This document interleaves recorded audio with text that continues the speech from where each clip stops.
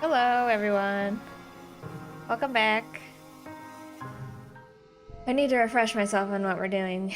Okay, we've got heroic. Oh yeah, we're in mourning because Calm died. And a bunch of other people, but mostly Calm. Um, let me move. Oh, not that. You. Move you over a little bit. You get so far over there.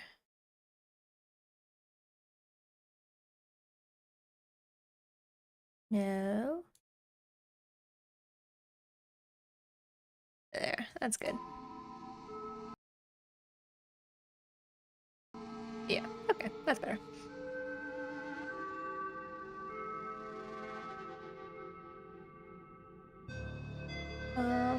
Okay, cool. So, what needs to happen today, I think, is I need to get my empathy up and maybe my persuasion. Which means I think I'm gonna spend time in the depot and I'm gonna spend time with Amy. I think.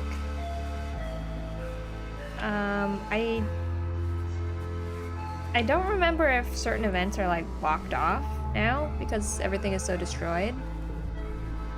Yeah, we like can't give people gifts. Yeah, everybody's all worried. We're still alive, yeah, that's true, but that's, you know, not always. Yeah, so we can't do any of the depot events because the depot is destroyed. Alright, what can we do today? It's my birthday. Where's Tammy? I want my cake. Birthday cake, please. Alright, well, only one building still stands, so I can't do any of this. Because I'm in mourning. Some jobs and actions can't be performed. Oh, I can rebuild. Oh. Yeah, let's do that. Toughness, organization. Not super something I care about. So let's... But it's better than mourning, which gives me nothing. The first month of quiet passes, each day plodding one after the other. You still have trouble sleeping in the classroom barracks, but there's nowhere else to go. Every day you wake with the others and try to make the best of it. Grief and anger comes in waves, not just for you, but for everyone. Some days are better than others.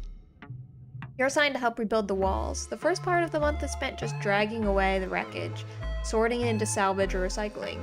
By the time that's done, crews disassembling parts of the stratospheric have delivered enough salvage that you can begin work patching up the walls. A sense of urgency permeates the crew. After everything, people need to feel safe.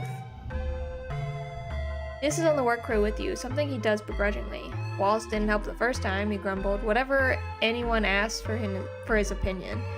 We should just tear them all down, live like the animals do. If someone planted a bunch of plants on my land, I'd be pissed too. I mean, yeah, I don't disagree with this, but I feel like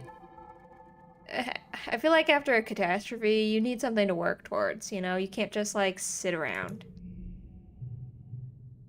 +5 loyalty. By the end of the month, you've made noticeable progress. There are other priorities and not a lot of construction material, but when last year's mushwood harvest is done drying, you'll be able to do more. Even if this is right and it didn't help the first time, it's better than nothing. Yeah, this is exactly how I feel about it. Rebuild the colony. Okay. +10, +1 skills. These are some pretty good items that I have.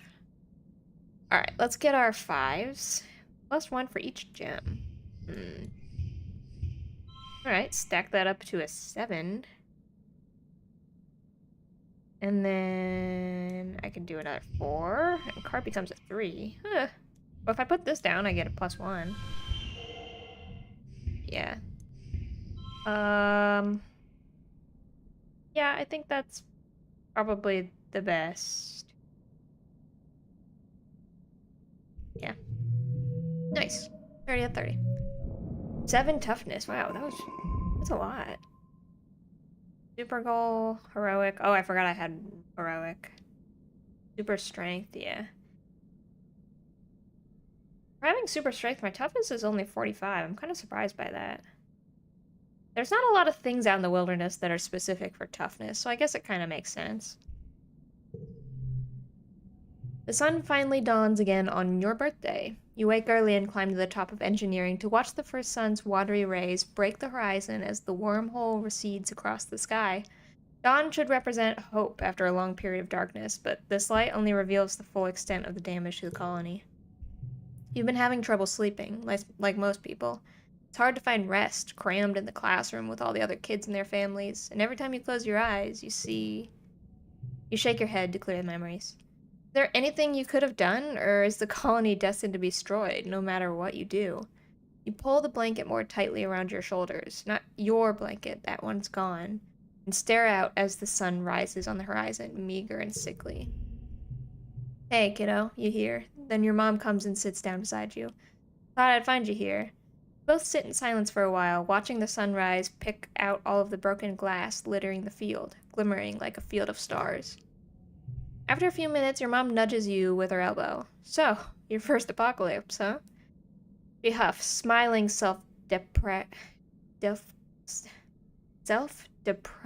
I cannot say this word. I can say it in my head, but when I'm trying to say it out loud, it's not coming.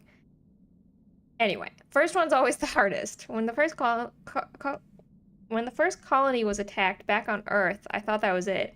Everything my parents told me about the power of community, all that, I thought they were full of shit too. She turns and gives you a serious look. It's okay to be sad right now, and mad too. I'm mad as hell. I want to get out there and rip every goddamn mushroom out of the ground, and that's keeping me going for now. But that's not gonna be forever, Solana, she says. Eventually that sadness and rage is gonna cool, and you'll have to figure out how you feel after that. She points at your chest. Hope lives here, she says. It's a human condition. We just don't know it. We just don't know when to give up. Your mom squints out into the sunrise. I have to figure out how to have hope too. I need it. Get on a busted up spaceship with your dad and launch myself through a wormhole. Hope is why we had you. Things work out in unusual ways. It just takes time. You watch the sunrise together for a few more minutes. After a bit, your mom pulls out a little box, and tied with a piece of garden twine. From your father and I. Happy birthday. Oh, +5 to challenges. You know what it is before you open it. Your old medallion, the one your dad made with the sun on it to represent Earth, was broken during the attack. In all the chaos, you didn't even notice, but your parents did, and they made you a new one. It's just like you remembered. A similar design with a wormhole this time, to represent Vertumna. You thank her, and squint out at the swirling wormhole still barely visible in the brightened sky. It's so massive and awe-inspiring this time of year, but it always seems to herald disaster. You're happy to watch it fade away with the daylight. What a birthday. Here's to another one, right? Yeah, I guess. How old am I now? 15? You both head back downstairs to the wreckage of the canteen, where you've put up temporary roofing with whatever tarps and scraps could be found. Colony's nanoprinters, the few that still run, have been working day and night to replace the necessities of life. But larger construction projects are going to take some time. Aunt Anne has coaxed the kitchen nanoprinters into making soy gruel and pressed bars. Life-sustaining, but depressing. You and the other colonists eat your breakfast in stony silence as you mentally prepare for the day. Governor Udicott looks more frail than you've ever seen her, but her eyes remain determined. Last week they held a mass funeral for everyone who died. There's talk of turning the stratospheric destroyed front half into a memorial site after everything useful has been salvaged. There's still so much to do. Yeah, there is. I still can't do anything other than at this one building. Can I go out? No. Hi, Dad. Gonna be okay. Well, I don't know about that. I don't know that it's gonna be okay. What do you want? I don't know. Some company, maybe? I guess I'll work at the one place that I can work. Hey, how you doing? With everyone living here, there's barely enough room to think. Yeah, that's true. Alright, I'm still in mourning. I can't Or maybe I can't do these because this whole building is destroyed. That's probably more likely. I can work to rebuild some more. Toughness, organization. My stress is pretty low, so let's...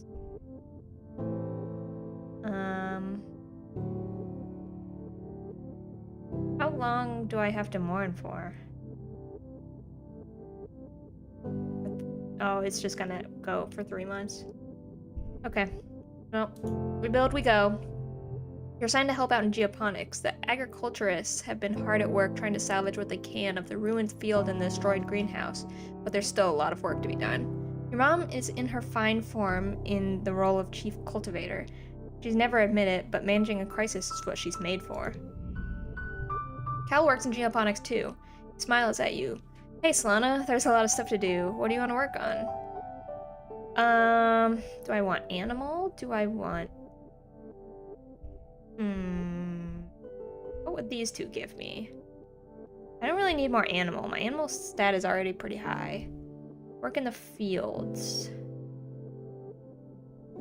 These feel like they would both give me biology. Repair the greenhouse would maybe be physical. Let's... But then again, repairing the greenhouse might be engineering. Let's work in the fields. Maybe they don't give me anything. I don't know. You and Cal are set to work in the fields. Luckily, they're mostly empty during Glow, but quiet is supposed to be the season of planting, with the deep, compact trenches where the massive Faceless stomped all over the colony defenders. And the fields are in worse shape than when you landed. You're set the task of aerating the soil. You and Cal trade off, one of you guiding the bot with dangerous-looking aeration extensions, while the other uses a shovel and sometimes a pickaxe to loose the soil and dig out pieces of debris. Then there's spark snow. It will raise the soil acidity if it sits long enough to melt, and your earth crops hate that. When you're not aerating the soil, you try to keep it from piling up. There are tarps laid out all over the field, but shoveling the snow from the tarp is back-breaking work too. It's exhausting. The highlight of your day is when Tammy delivered lunches from Geoponics, with cows wrapped in one of her headscarves. Oh, that's cute. Everyone is worried about the prospect of famine. You try not to think about it too hard, instead focusing on just doing what you can to rebuild. We work so hard to avoid the famine, only for it to come back for us, unavoidably. Okay, what do we got? We got a good 5 here. +4 if this is the only blue. Oh, that's not gonna happen, sorry. Keep between rounds. +6 if this is a terrible card. I hate this card. I also hate this card. Card to the right becomes 3. I don't want that. Let's do a 4. Let's do a 3, and then a 2 and a 1. Oh, that changed some things. +1. Huh.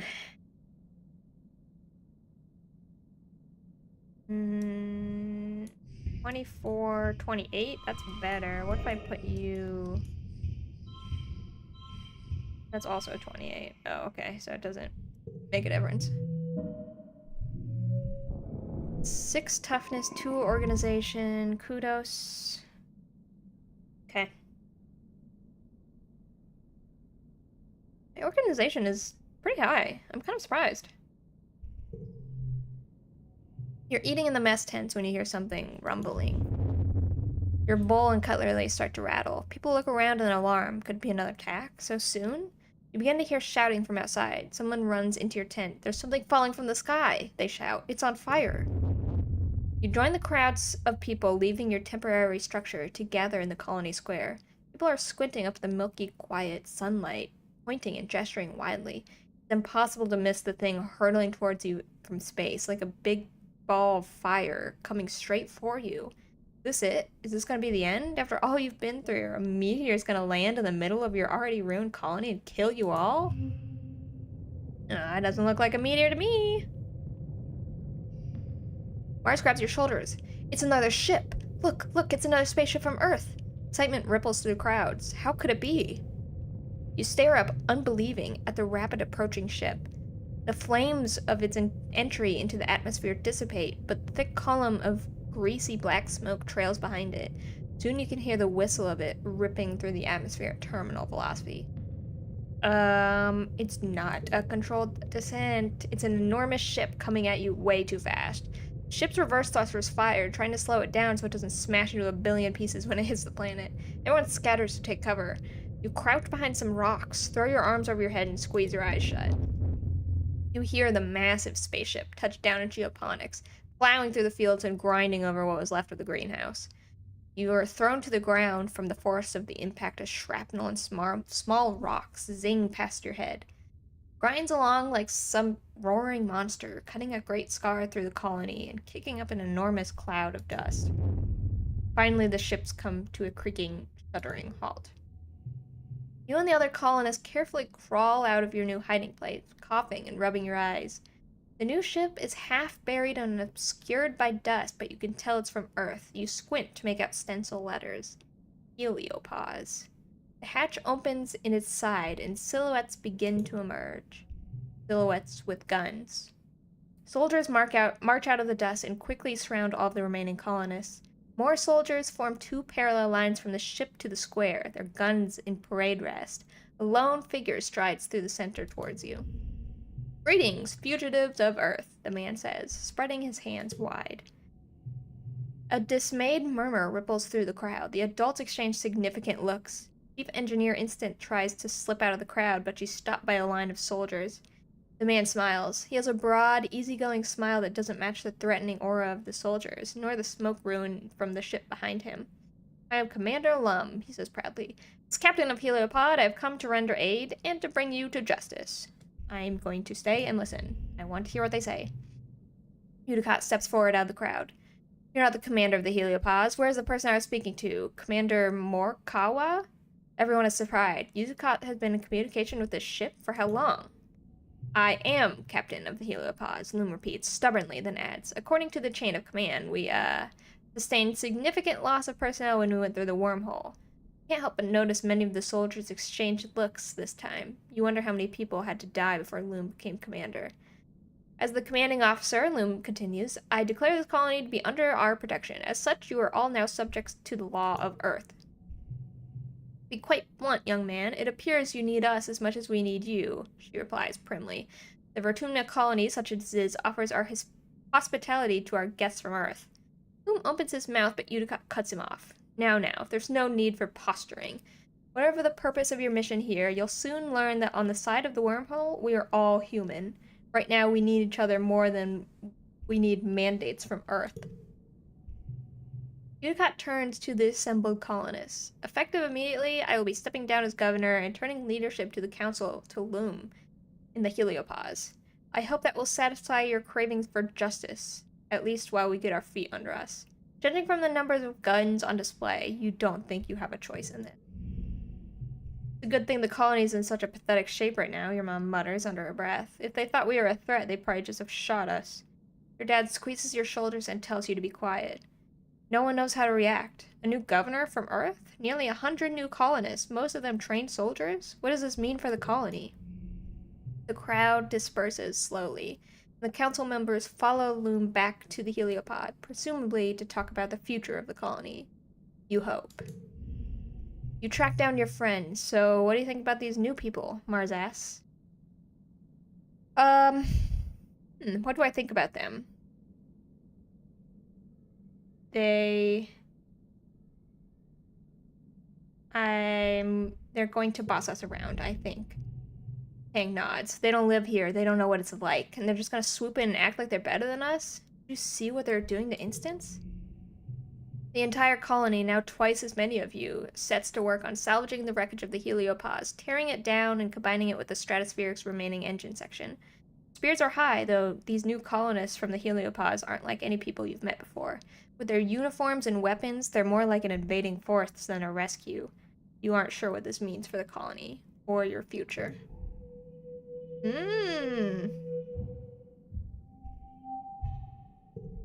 Late quiet. Oh, we got a new house. As the dust settles, you rebuild the colony around your new ship, the Heliopause. The new arrivals, soldiers mainly, are aloof at first. Many see you as fugitives. Together you build new walls, living quarters, greenhouses, and a massive bunker garrison.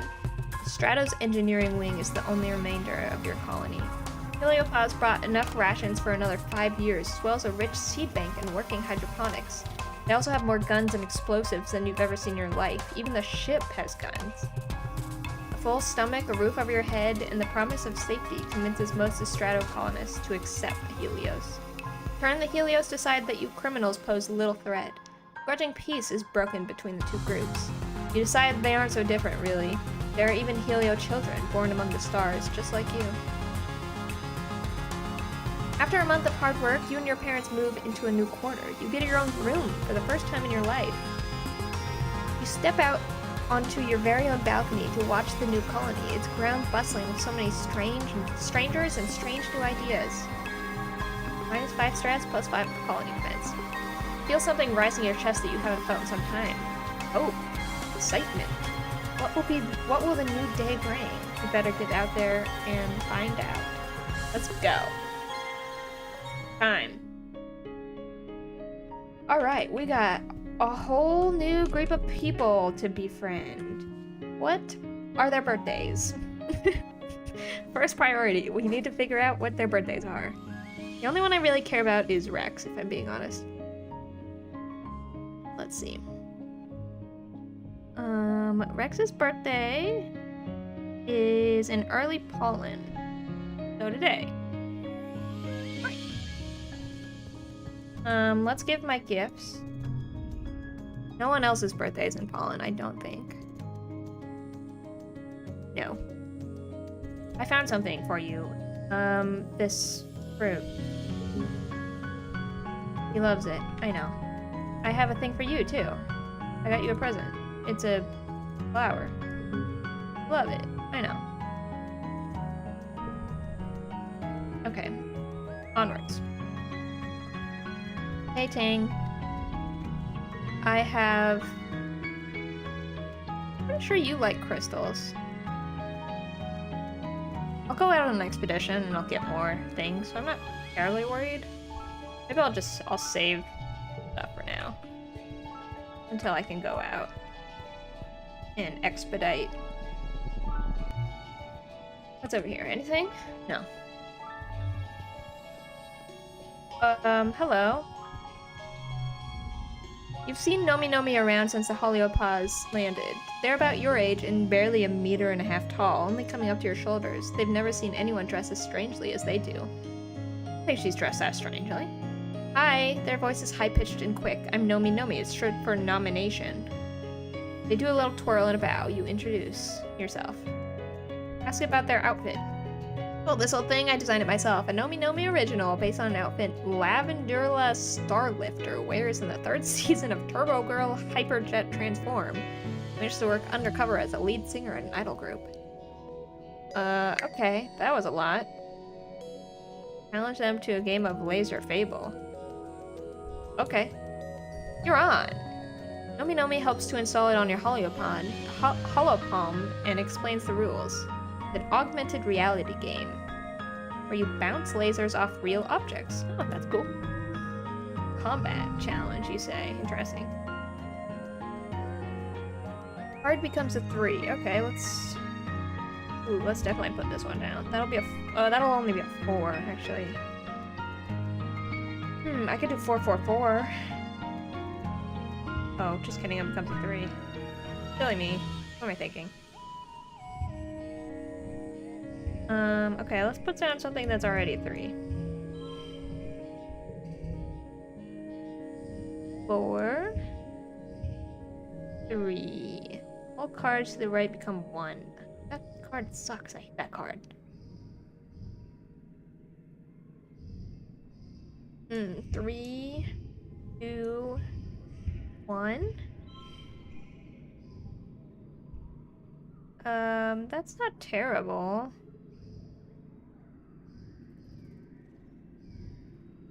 What if that's 18? If I put a switcheroo, 16. Oh, the 18 is still the best. 4, 3.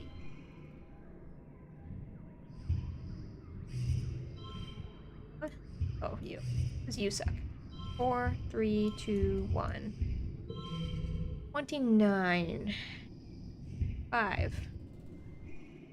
Got a couple of 4s.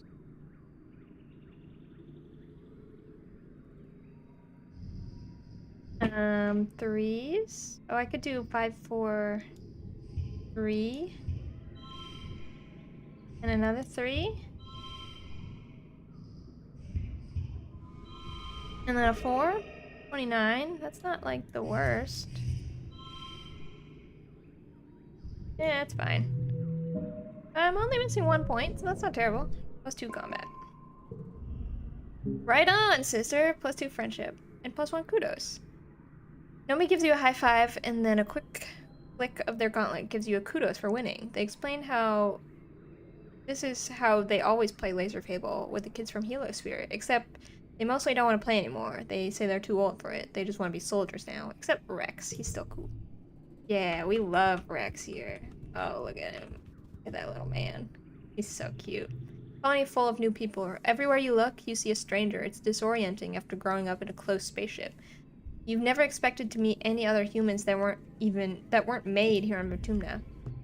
You bump straight into one of those people while you're jogging through the colony. Oof, he laughs and holds you steady, brushing the imaginary dust off of you and giving you a wide fang smile. Hey, it's the kid from the Heliopause. You think his name is Rex? I do kind of love Rex. He's so cute. Everything about him is cute. Hi, wow. Smooth, yes. Hi, he says gently. My name's Rex. You managed again. Hello. And you aren't quite sure why you're having such an effort on your ability to speak or even think, but you don't mind. You notice his wiggling dog ears. They can really move independently. Rex puts a hand against his cheek, looking cute and lost. Hey, since I'm new here, do you think you could help me find a construction yard? I thought I might apply for a job here. For you, anything. His eyes widen as you wink suggestively and he grins, wiggling his ears and lolling his tongue out like a dog. So adorable. I might just take you up on that, he says. You tell him everything is a bit changed since the Heliopause land, but you think the construction yard is still near command. He thanks you for your directions. You're welcome.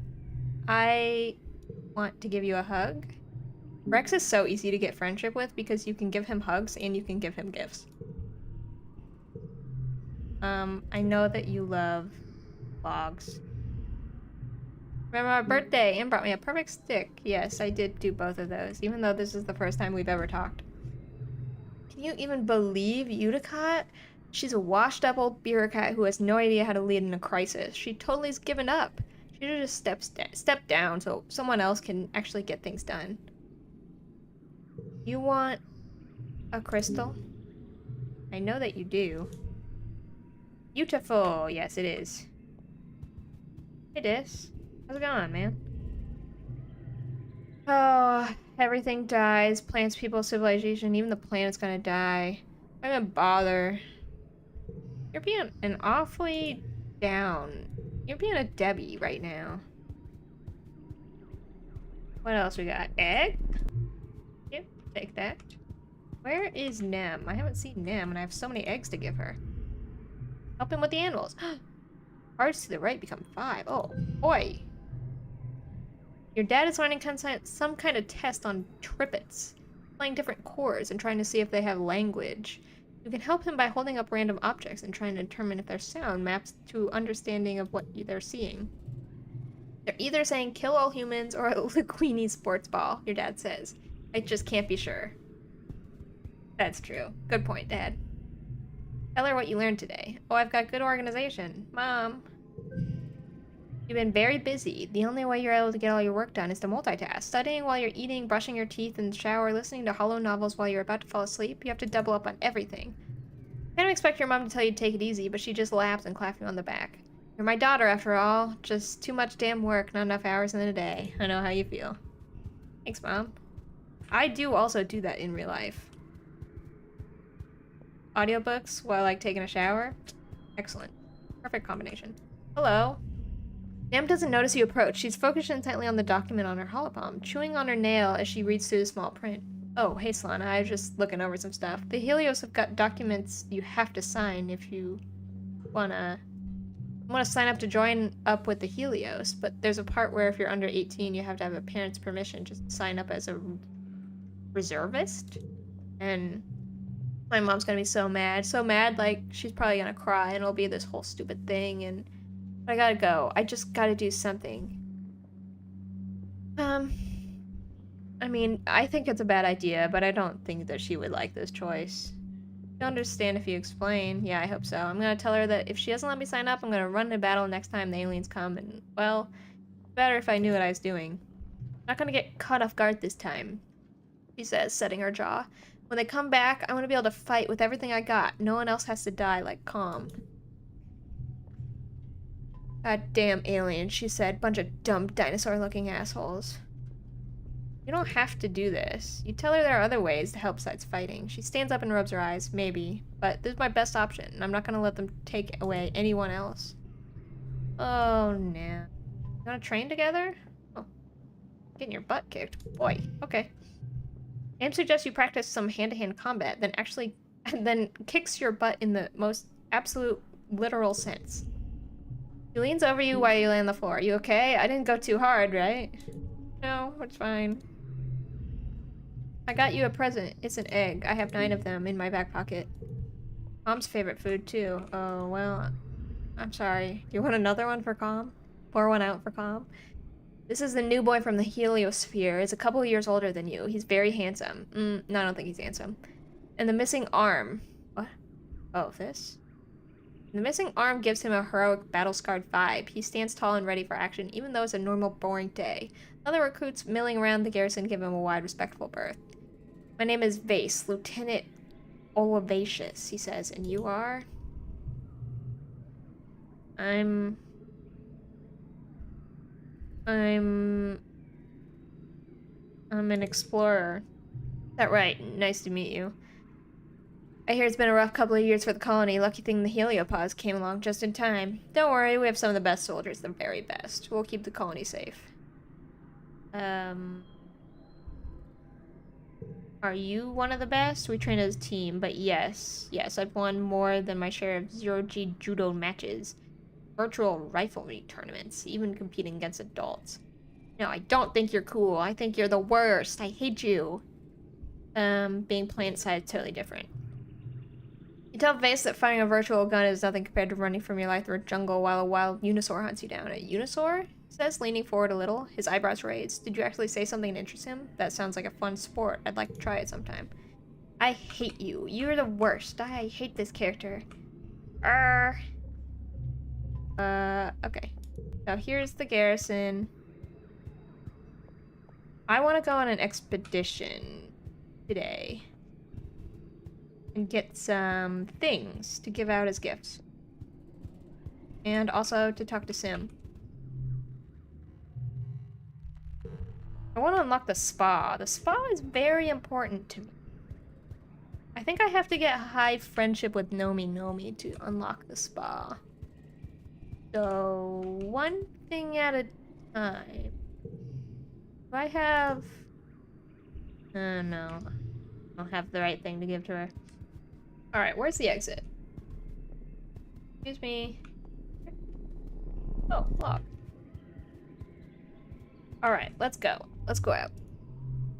Away we go. Let's go to the valley. Perception, biology. I guess biology is fine. Perception, animals. Perception, bravery. Yeah, that's fine. Hey there. Oh. Yum. Cheap Surveyor Utopia stops you in Dis near the depot. Feel that? You can feel a kind of ominous, distant thumping, pulsating regularly through the ground. Stand still, you can feel it vibrate up to your own body too, like a massive global pulse. I reckon it's naturally occurring, but it's giving me the willies all the same. You two better check it out. Mind you stick together and take readings on the way, in case it's dangerous.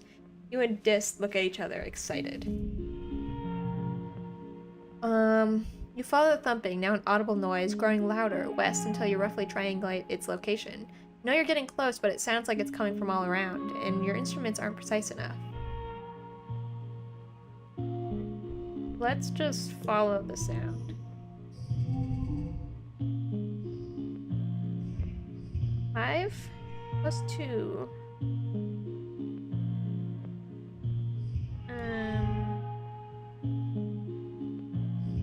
17. Okay, let's just do my reds. 6, 5, 4, 3. Oh, this will become a 4. That's okay. 27 versus 8. Yeah, that's way better. 6, 5, 4, 3. Yep. 33, super goal, yay!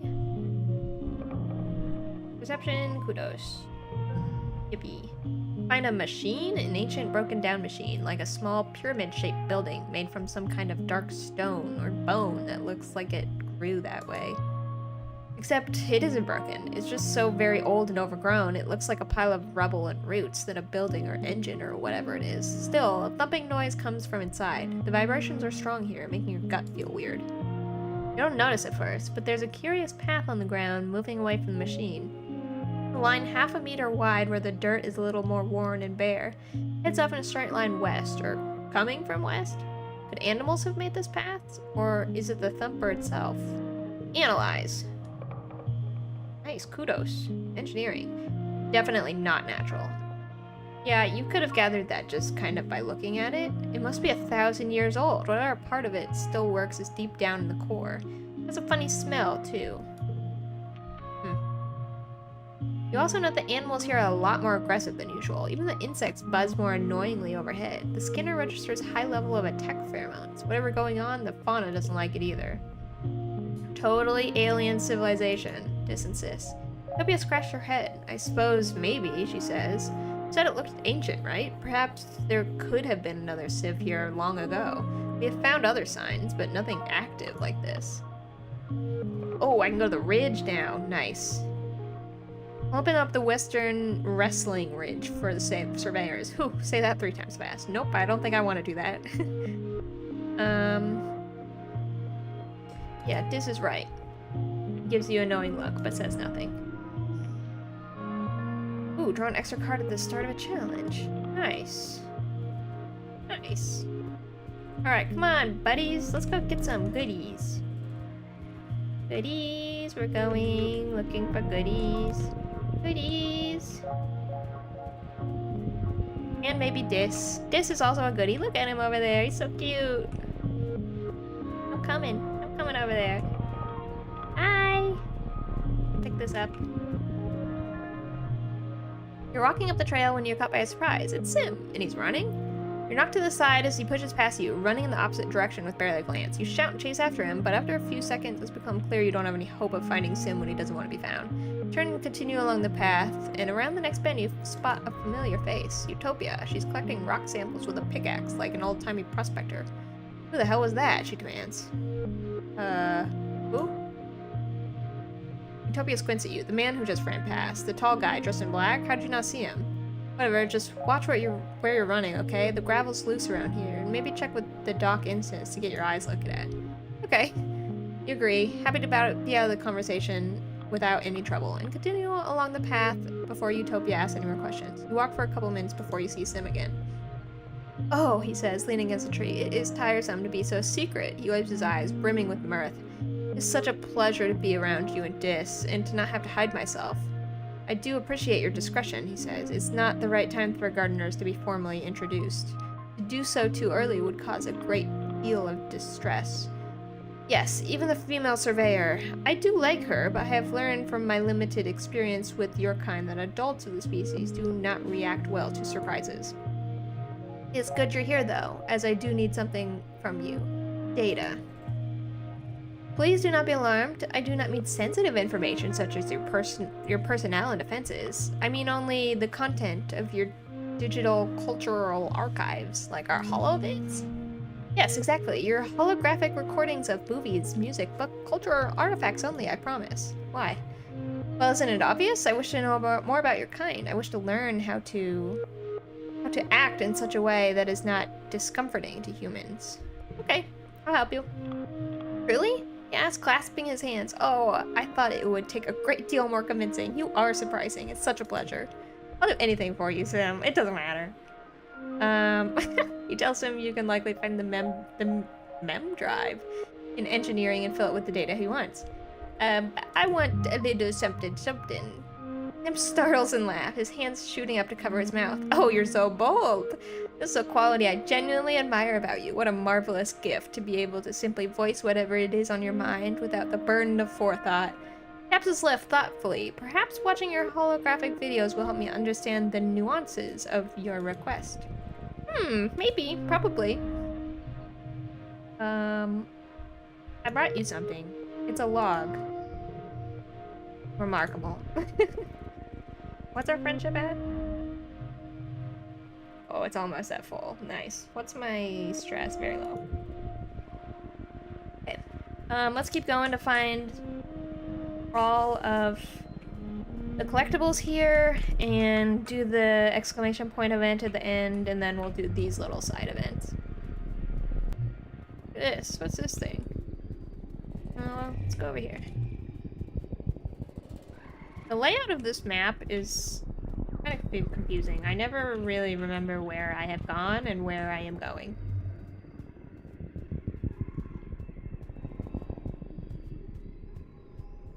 I need to get over there. How do I do that?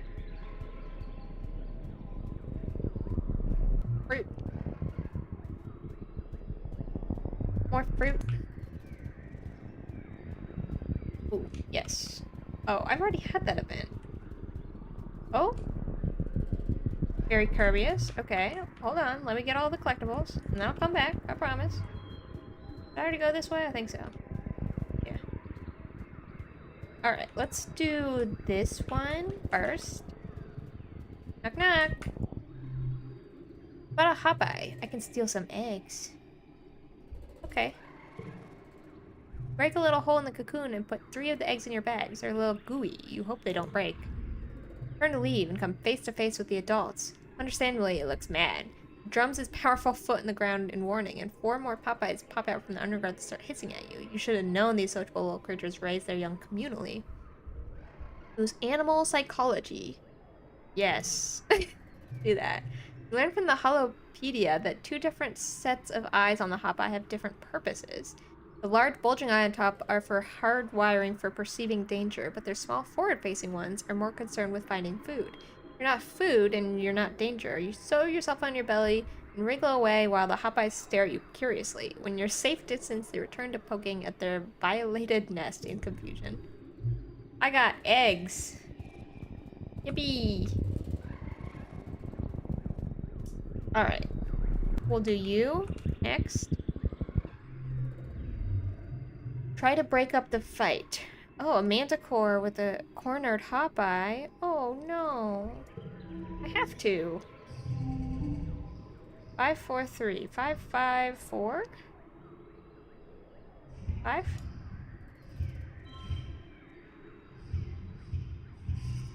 16. Or 19. Nice.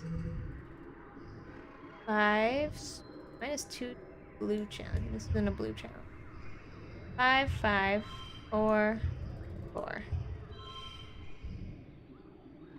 Nice. Oh, these cards all suck. Oh, I need to trim out my deck so badly. 4 plus 1 for each gem. I don't have any gems. Card is wild.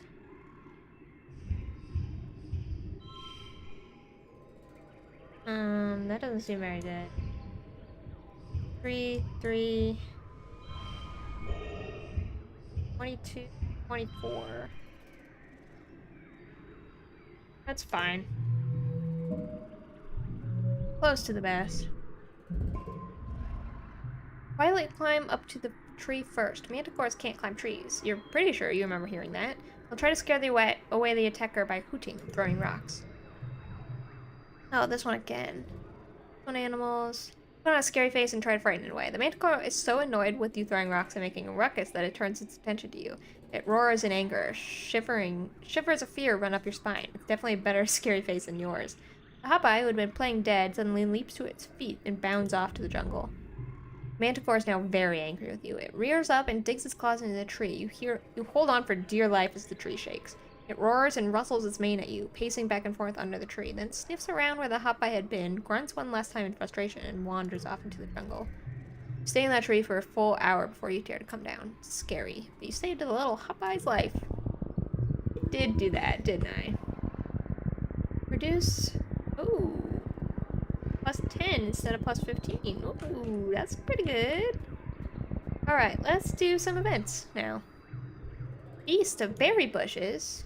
Ooh, biology challenge. Research them.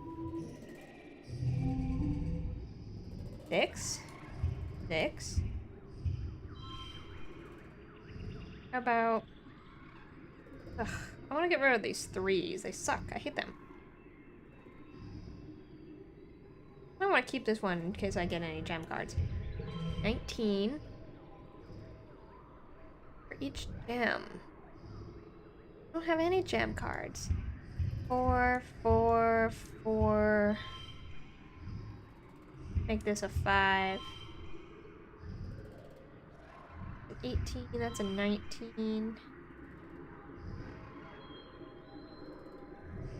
Or I could go 21, that's not bad. Oh, what are you? Ooh, a 24. Nice. That's even better. 6, 6. 4s. 3s. This could be a 5. 2. If I go... Yeah, what if I go... 3? 27? Out of 31? That's fine.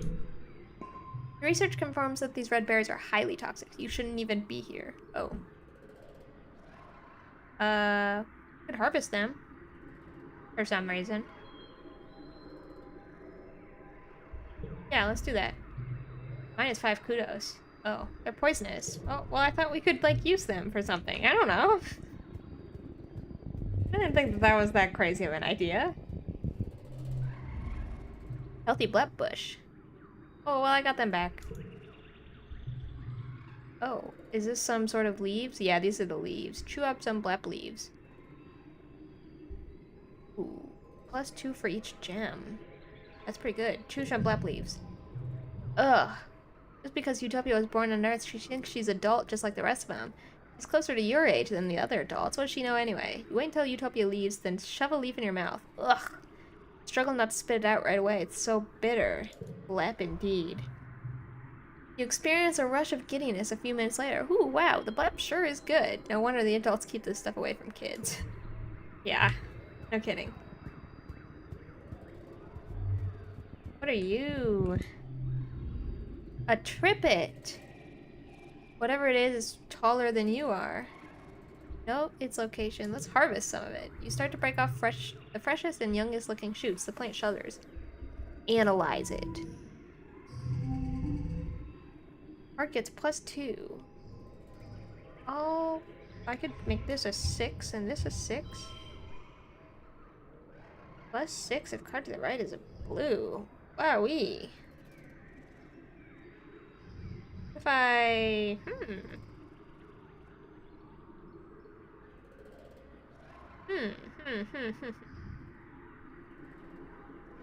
Plus 3 from pressure last race. That could be a 6. That's pretty good. Card gets plus 2. Okay. And then let's get our blues out. Try some 2s. 23. Not bad. 5s. 5s. Put a 3 down. Well, this will become a 4 if I put down a gem. Plus 1 for each gem. 6? 6, 5, 4. +2 to strength card. Hum. What if I go here and move? No. I understand why I did it that way. Okay, let's put a 4 down. That's a 32, that's a 34. 3, 4, 5, 6, that's pretty good. Huh, pretty close. +2 animals. Yeah, this plant is alive and sentient like any animal. It's definitely not happy you're ripping off its limbs. I'm going to stop doing that. Yeah, no, something about what you're doing is wrong. Make a map of it on your note. Hello. My Ricky Tiki? It's not interested in your pet Ricky, it's interested in you. Even Ricky Tiki looks unsure and hide between your legs. Oh, they're so cute. You could be friends. We can all be friends. 5? 5? 4? Hmm.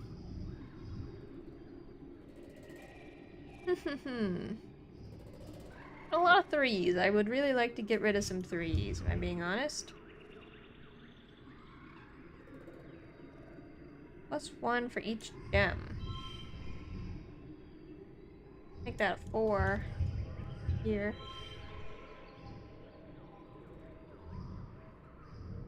Threes all around. 4, 6. The card to the right is blue. That counts as a blue.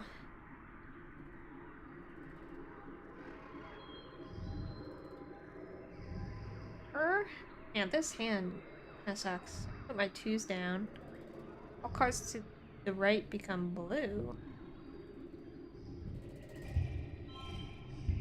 Ooh.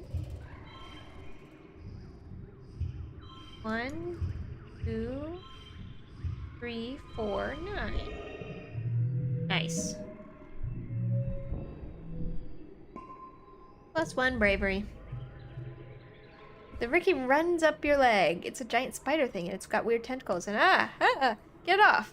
The urge to dance around and shake it off is almost uncontrollable, but you manage to keep your cool. The Ricky tastes you with his tentacle feeler legs, but it doesn't look interested in causing you harm. It pokes at your backpack, trying to get in, then gives up and scurries off. Wow, wasn't that fun, Ricky? Ricky Ticky? The teeniest, tiniest little Ricky Ticky? Animal challenge. Sneak up and harvest some honey. Okay. From the big honey. All cards to the right become 5. This is pretty good. This is a pretty good start. Let's just get some 5s out of the way. 5, 5. +2 to strength card. Save that one. 4.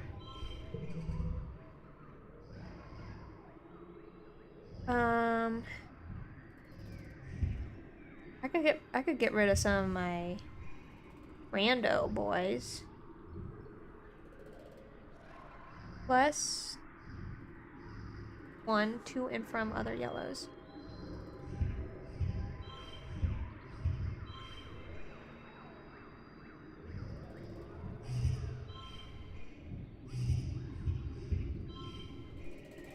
+2 to strength card.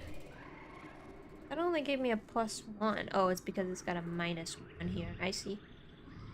Then let's just put one out. 27. Fine. 7, 6. +1 for each unplayed. That's gonna be a 3, which is not that great. +1 for each other gem.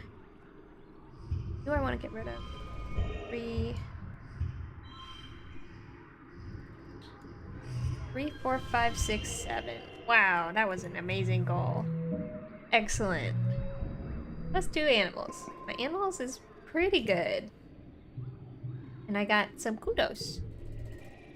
I think I might buy that card that allows me to play the best hand automatically. I think that that would maybe be worth it. It's pretty expensive, but I've got so much money. It's gonna cost not just one Bricky, but a whole swarm of them. Mostly just babies. Oh. They're all amassed around around a massive tree, scurrying up and down the trunk. You can see the tree itself is under the swarm, and notice that the same pale pink as the baby of Ricky. Its tentacle-like roots meander a fairly large distance before plunging into the ground. When the Rickies see you approach, they get agitated, and they look hungry. Definitely hungry. Like dozens of hungry, grapefruit-sized, furry pink soldiers. The spikes of nightmare. Your pet Ricky Tiki doesn't seem scared. Maybe they're not so bad. You walk up the tree and put your hand on it. The baby Rickies swarm around the tree trunk, very upset with you, but they calm down when they see you aren't doing anything. There's an unmistakable thrum of life under your hand, not just from the proximity of the baby Ricky, but from the tree itself. It's warm and leathery, and you can feel something like a pulse. It's alive? +1 animals. It seems as if the tree is itself of Ricky, just of a different phase of its life cycle. Does that mean the little clusters of fruit in its branches are Ricky eggs? Or maybe cocoons? There's so much you don't know. There's nothing to forage here, though. These ravenous youngsters have stripped everything edible from a wide radius. You move on. True. Very true. There's so many Brickies here. Oh my god, they're everywhere. The Bricky Tiki Paradise. Perception. No, I'm not doing a perception challenge because I don't need to. Brickies are carnivores, you think, but the juveniles are too small to take out anything larger than an insect. Not so much the case with this one. The Bricky blocking your path is pretty large, probably about as tall as your waist, and it's growling at you over a carcass of something even bigger, which seems to be missing its head. Yuck. You're not sure if it killed or scavenged the dead animal, but it's dragging onto the path. Combat? I could fight it. That feels kind of bad, but, you know, its stat's a stat, I guess. Wait, 8 plus 10 stress. Ugh. I hate this card. I love this card, but I hate this card. 5.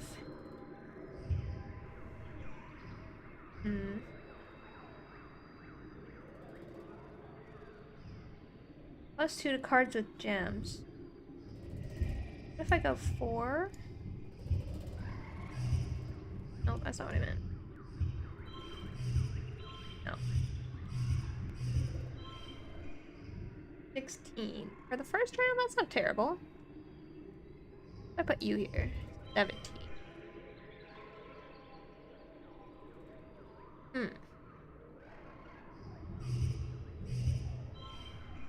Okay, 17 is fine. 5. Make this a 4. +1 for each gem on other cards. What is this gonna look like? Stack of 4. 23. 23. I'd keep my 5. Let's do that. 6, 5, 4, 4, 4. Yeah. 34 out of 36. That's not bad. +2 combat.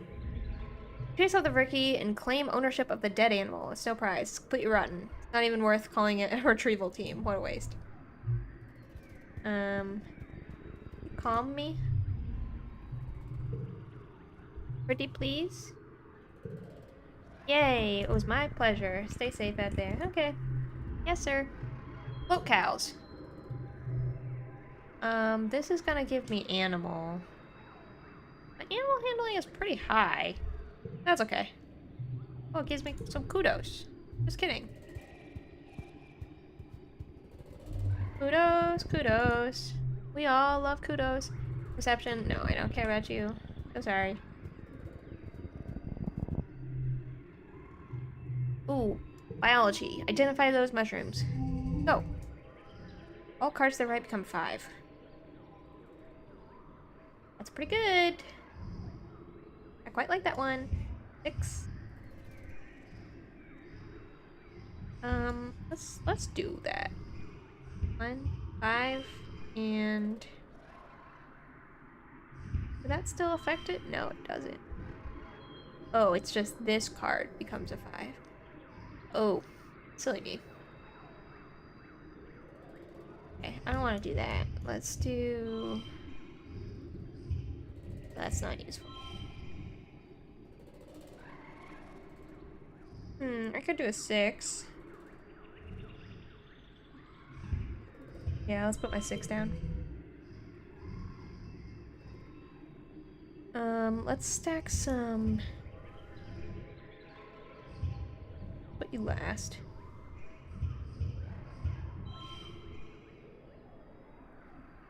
And...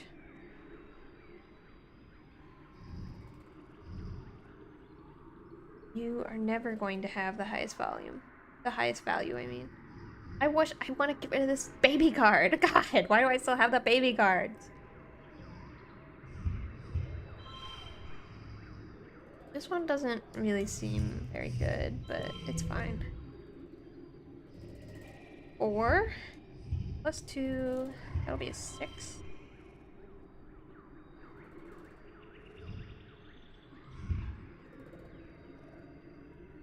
3. Or I could do a stack of 3. I could do 3, 3, 3 like this. It's 28. Yeah, that's pretty good. Nice. Kudos biology. Plus biology. They're not only poisonous, but explosive. Okay, good scouting.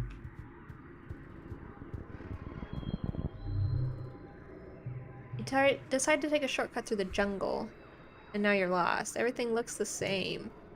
You try to check your position with your holopalm, but the damn thing isn't working and won't connect to the long-range communications either. Typical. Utopia did warn you. Orient a way out of there. You find a tree and chart a path through the wilderness.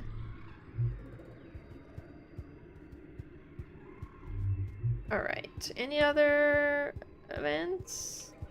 No? Let's go back. I know there's more events. I know that there are.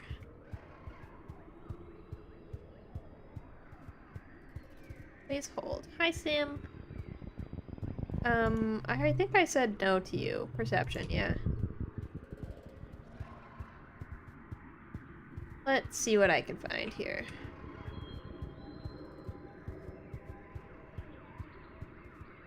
Let's see, let's see. Is there anything over here? Couple things. What about you? A line of termite-like insects crosses the path here. Curious, you find them their destination. A massive sponge-like hive of crawling bugs, writhing with life. Oh, it's a squeegster hive? The hive queen has chosen this spot to root herself to the ground, her swollen abdomen forming the spongy hive that sustains all her children. You're a little afraid of her acid, but the royal jelly looks tasty. Animal challenge. Let's go. My animal handling is so high. I got a lot of 4s. I'm stacked with 4s. Let's do 4 plus 2 for each gem. I don't have any gems. Oh, I have 1 gem. 18. I say this was? Okay, 18. That's not too bad. 6. Plus 6 if the card to the right is blue. Let's do a 3. Oh, I can do 6.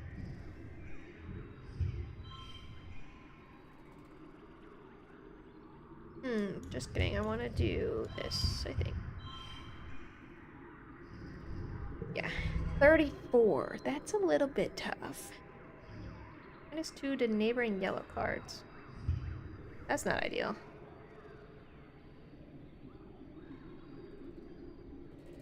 +1 for each gem. I don't have any gems. +2 to cards with gems. Once again, I have no gems.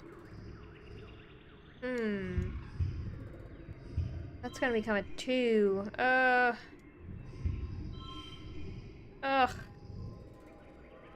This is terrible. This isn't gonna work. Put this 2 down. Actually, let's put this 1 down. Not you. 1 and 2. Like 22. Terrible. I don't think it's possible for me to do this one. Yeah, no, it wasn't. I'm stressed from that. That's okay.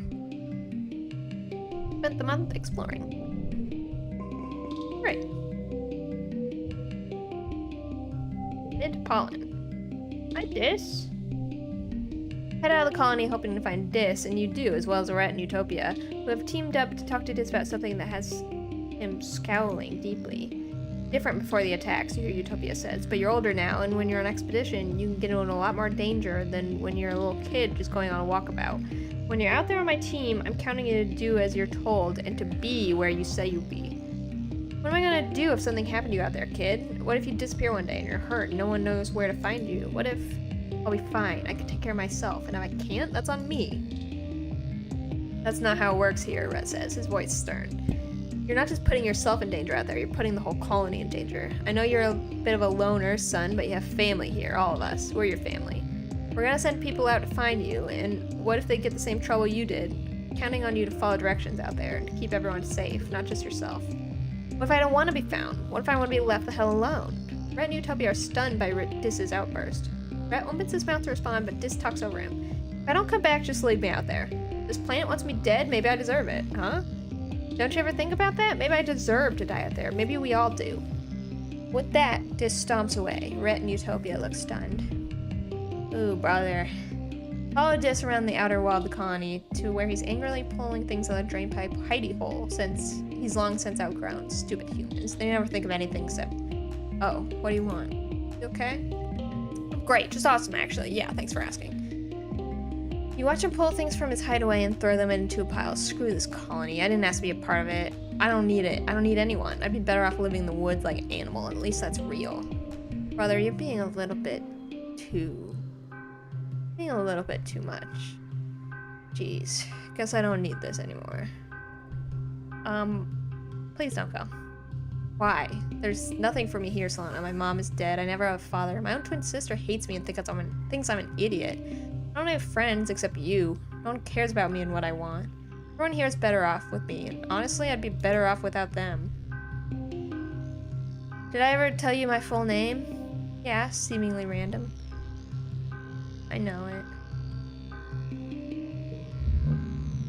This expression is surprise for a split second before going blank. Yeah, it means being sad. What a joke, right?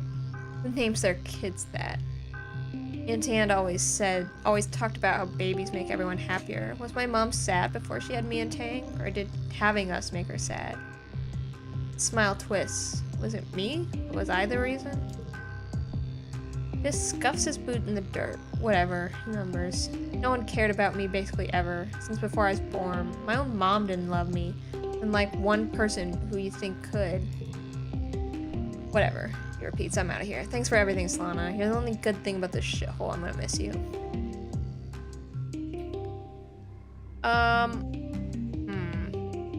I'm pretty sure that we can convince him to come back, but I don't think we can yet.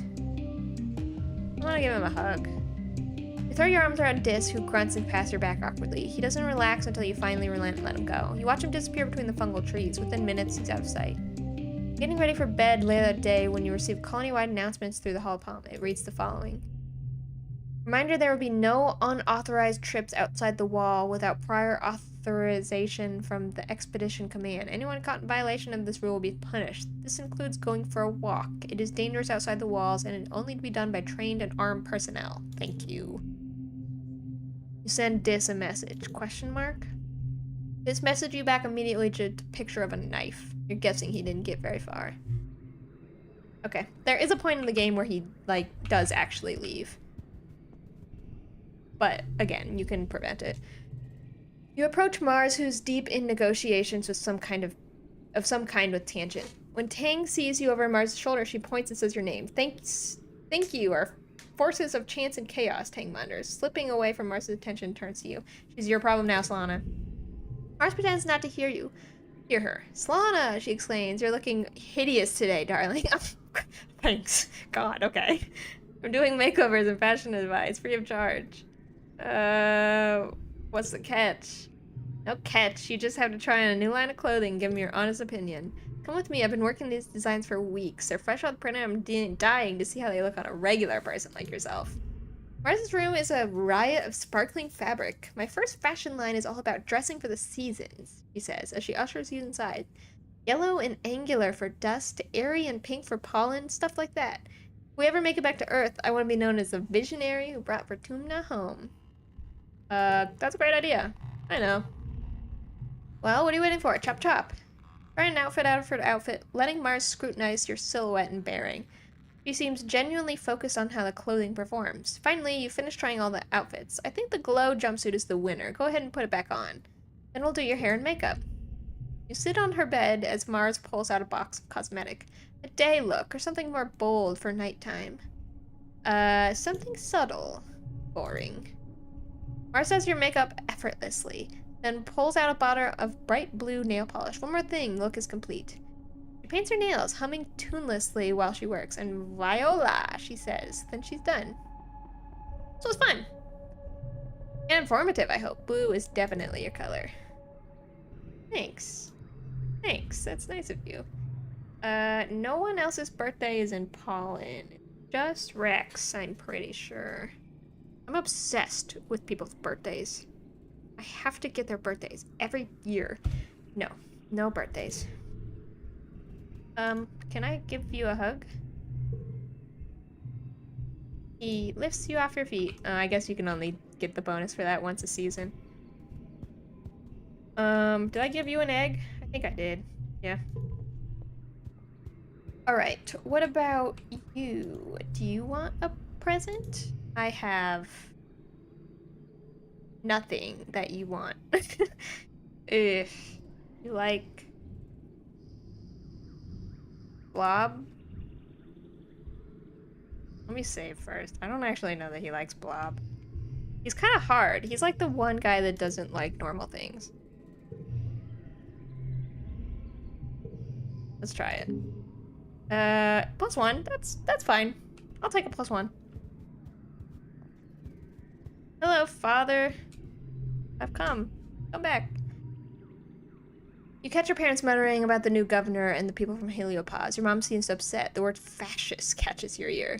This might be the chance to ask about the burning questions you've had. Don't bother. They won't tell you. Yeah, you can ask all this stuff, and they just sort of deflect, so. Because we're still a kid, and we don't deserve answers. At least that's what they think. Little do they know, we're ancient, and we've lived many lives. Where is Tang? There you are. Tang is about to duck back into engineering when you approach. She winches and shields her eyes from the sun. She looks at you miserably, and you notice her right eye is glowing faintly. My new hollow eye implant. It seems to be experiencing some unpleasant side effects, similar to that of an ocular migraine, Tang confesses. Instant warns me on the level of visual informative can be difficult for a human brain to comprehend at first. You agree to follow her to engineering to get out of the sun. It's similar to a holopalm, but with an infinitely larger screen because it projects directly onto the oculus. It used to belong to Dr. Instance, but she passed it down to me to help with my work. Sure, you'll get used to it. She sets her jaw and nods. I know I will. It's only pain. It's more than the implant. Hollow eyes are the very forefront of human augmentation. They represent our next step towards ascending as a species. No more clunky screens, no privacy concerns. Elegant, integrated design. It observes the motion of my hand and uses it to generate an AR interface for my entire field of vision. It's partly powered by my own metabolism, though the magnets embedded in my skull. It's beautiful. I don't know that that's quite the word I would use to describe it, but okay. Nobody else is here. You hear the gentle hum of experiments running in the corner. This wrong pipe. This kind of technology is so far beyond what we're capable of reproducing in the colony. Once they're gone, they're gone. Maybe Earth will send us a shipment of new ones someday, but I expect they've developed something more advanced since we left Earth. But it's more likely they've forgotten about us completely. Bring, bring. Quiet hum in the laboratory is shattered by an alarm. Ting jumps at the sudden noise and shuts her eyes tight. I have to get this, she mutters, gesturing the air to silence the ringing. The simulation I'm running is time-sensitive. Its specimens require minute changes to their environment every 2 hours. Temperature, humidity, light. If we had better automation, it wouldn't be a problem. Can I help you?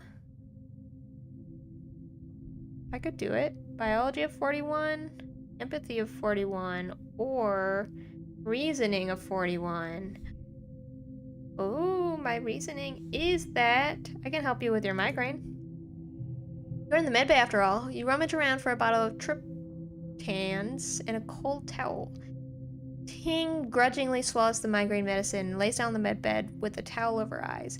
Shake your head. This girl needs to take better care of herself. As you apply pressure to her temple, she slowly breathes in and out. After a few minutes, the tension in her face erases. I feel less human now, thank you, she says with a small smile. She wobbles over to her experiment where she uses the computer to set the environmental parameters for what seems to be some sort of fungal growth comparison. When she's finished, Tang slumps down on the floor in the corner where it's nice and dark. She folds her arms and lays her head on them. That should buy me 2 more hours. Tang shifts over, wordlessly inviting you to sit down beside her. Her arm is cool to the touch as it rests against yours. I don't want to romance Tang. I like Tang's friendship a lot.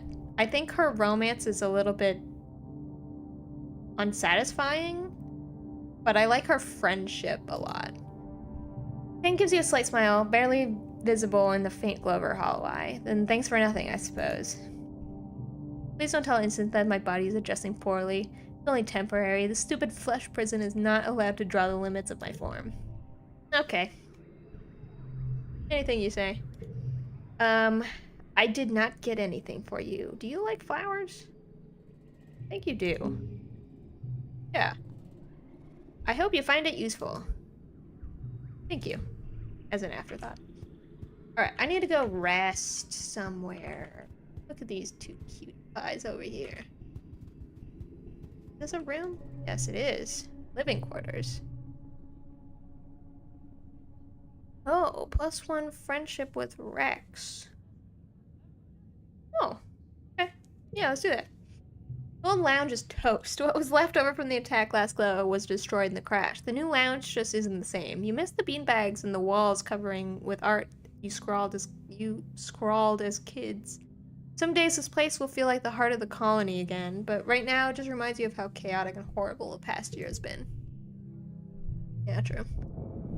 All cards to the right. No, this one's really good. I don't want to get rid of either of these. I want to get rid of my baby cards, please. Let me get rid of my baby cards. You find Tang in engineering and set down a bag of squelchy, goopy Hopeye eggs. Oh, those are the eggs she was looking for. Her eyes go wide. You found them. That's wonderful. I was beginning to think you'd forgot all about my request. Wait, what is that sound? Are they? They are. You hear the wet cracking sound coming from the bag. You're about to witness the miracle of life. What do? Analyze. +1 animals. Pull out your holopalm to prepare to take notes. Why miss this opportunity?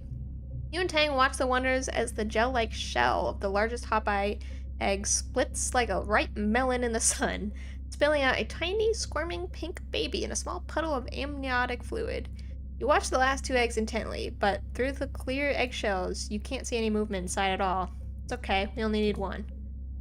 Tiny Hopeye is on its feet, well, foot, within minutes, taking cautious little hops on the sleek surface of the lab bench. Magnificent. I expect them to be helpless at birth, like kittens or birds, not already moving around like an undulate. Incredible, I can't wait to study it. It's yours. +1 help Tang, +10 kudos, loyalty. Perfect, let me get a specimen container. He leaves you with a tiny, clumsy thing which chirps and blinks at you unevenly with its 4 eyes. Well, whatever Tang and Dr. Instance are gonna do with it, it's probably for the greater good of the colony. It's not. That's a spoiler. It's not for the greater good of the colony. I can promise you that. Late. Fallen. Nobody's got birthdays. No birthdays. Have to check just to make sure. Okay, I think I wanna maybe First of all, I want to go buy that thing that lets me choose the best option. Hello, welcome. Supply depot. I think that's what I want. Yeah, this one, autoplay best hand. This card almost feels like a cheat card, but it's so expensive that I feel like it's fine. 50 combat. I don't really care much about combat, if I'm being honest. I don't really care about it. Let's buy this. Auto helm, yeah. Purchase complete, thank you. Nope, not that one. What do I get rid of? Plus 10 all skills. I think I could probably get rid of my Ricky because I'm gonna get extra bonuses from doing autoplay more. Plus 2 bonuses. Yeah, I think I'll get rid of my Ricky. Because with this I'll get like the best hand more often, or the maximum amount, which gives you bonus points. Okay, I want to go on another expedition since I unlocked that new place, but I also kind of want to build up my empathy a little bit because I'm gonna need it for Tang's event. So I think I'm just gonna do that. I'm gonna spend a little bit of time on empathy. Is this one? This one does give empathy, but I think this one over here also gives empathy. Let me make sure. Do you give empathy? Am I going crazy? I am going crazy. Okay, yeah, I'm definitely going crazy. Persuasion. I could also do persuasion instead of empathy.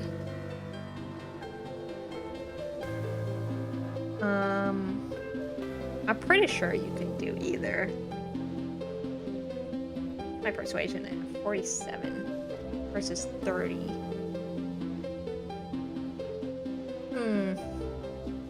Yeah, let's do this because I'm gonna get a shit ton of empathy when I unlock the bar.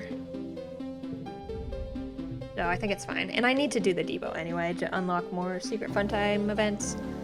OMG, Mars enunciates, drawing your attention from stocking the shelves. Did you see the new requisition come in? It's from Rex. I wonder what he wants. Oh, he's so hot. But I hope it's something from me. He knows I like gifts, right? You pull up the requisition on your hot palm and it's a mess. Rex has no idea how to fill these things up. At the bottom, under additional comments, he's written, LMAO, sorry, I don't know if I did this right, help. You and Mars exchanged looks. If you want an excuse to spend some one-on-one time with Rex, you'll have to fight her for it. No, I'm afraid it's your turn to stock the shelves. Sorry. Thanks so much for helping me with this, Solana. So I want to get high friendship with Rex. So me flirting with Rex and doing all this thing with Rex is not just like random. I want to get him to high friendship because he is the person that builds the bar. So the faster I can get there, the faster I can get my empathy up. But also, look at him. Look at his little stupid ears. Oh my god. Don't worry, we'll go slow. Okay, thanks. Unable to stop herself from spying on you, Mars resorts to stocking shelves nearby. She makes a gagging noise. Oh, so this is my autoplay. Wow, and that really just... I thought I would have to like press a button or something? No, it just goes. How is this? This is not a combination I would have done. So I guess it just goes to show what I know.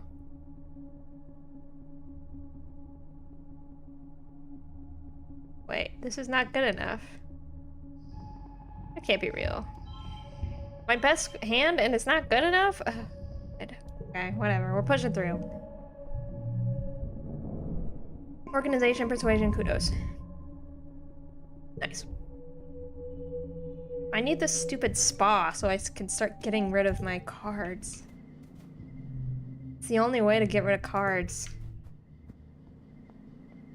Alright, new months. Is it anybody's birthdays? We're on the birthday time. Dust. It's Anemone's birthday. She's the only one that's got birthdays in Dust. That I care about, at least. Where is she? Over here. Nope. She was over here. Where is she now? Here she is.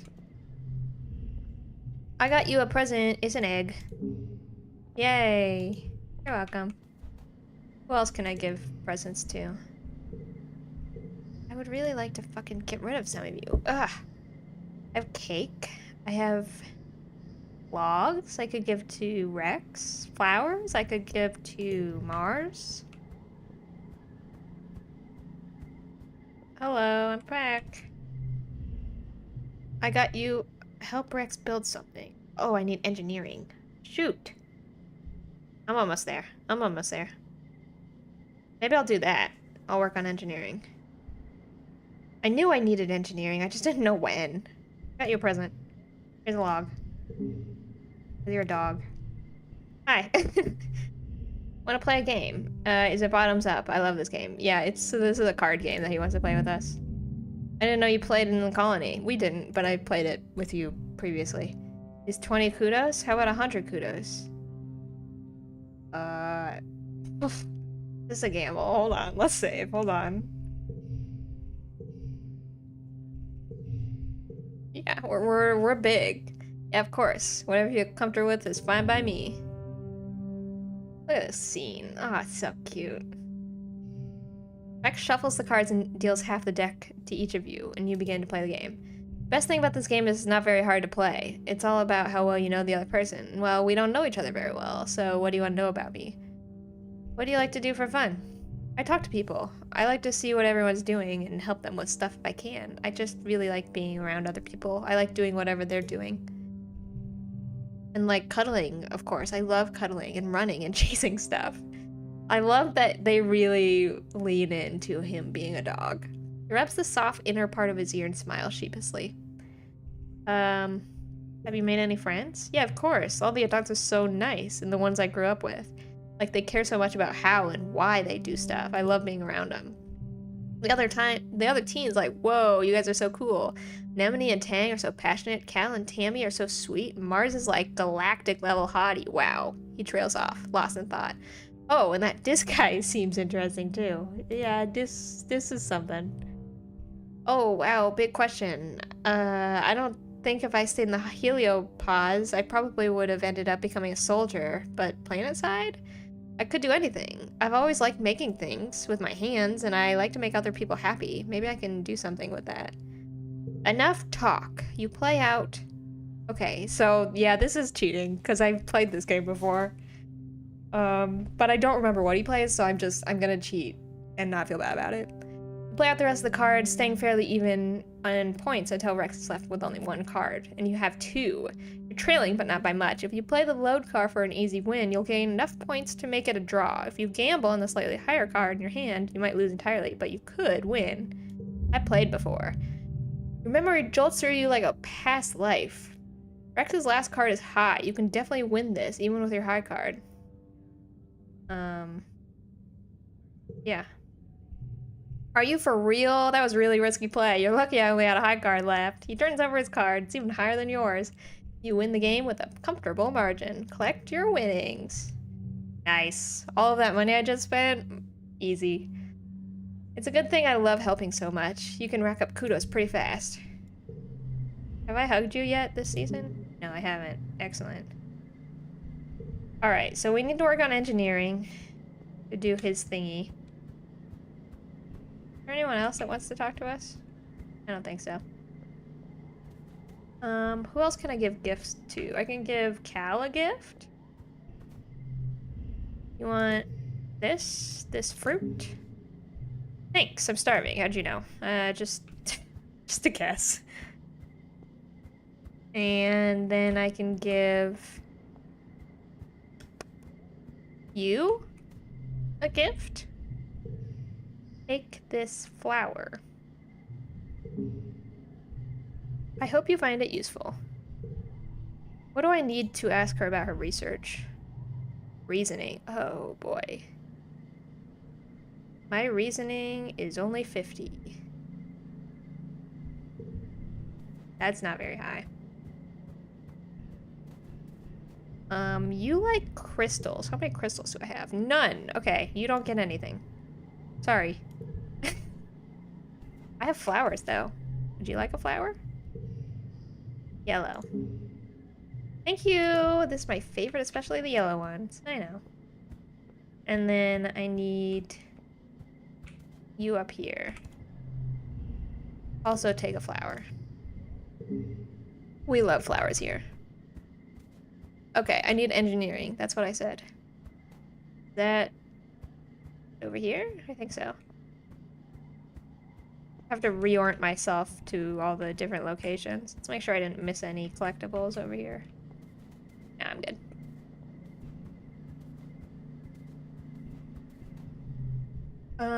Engineering.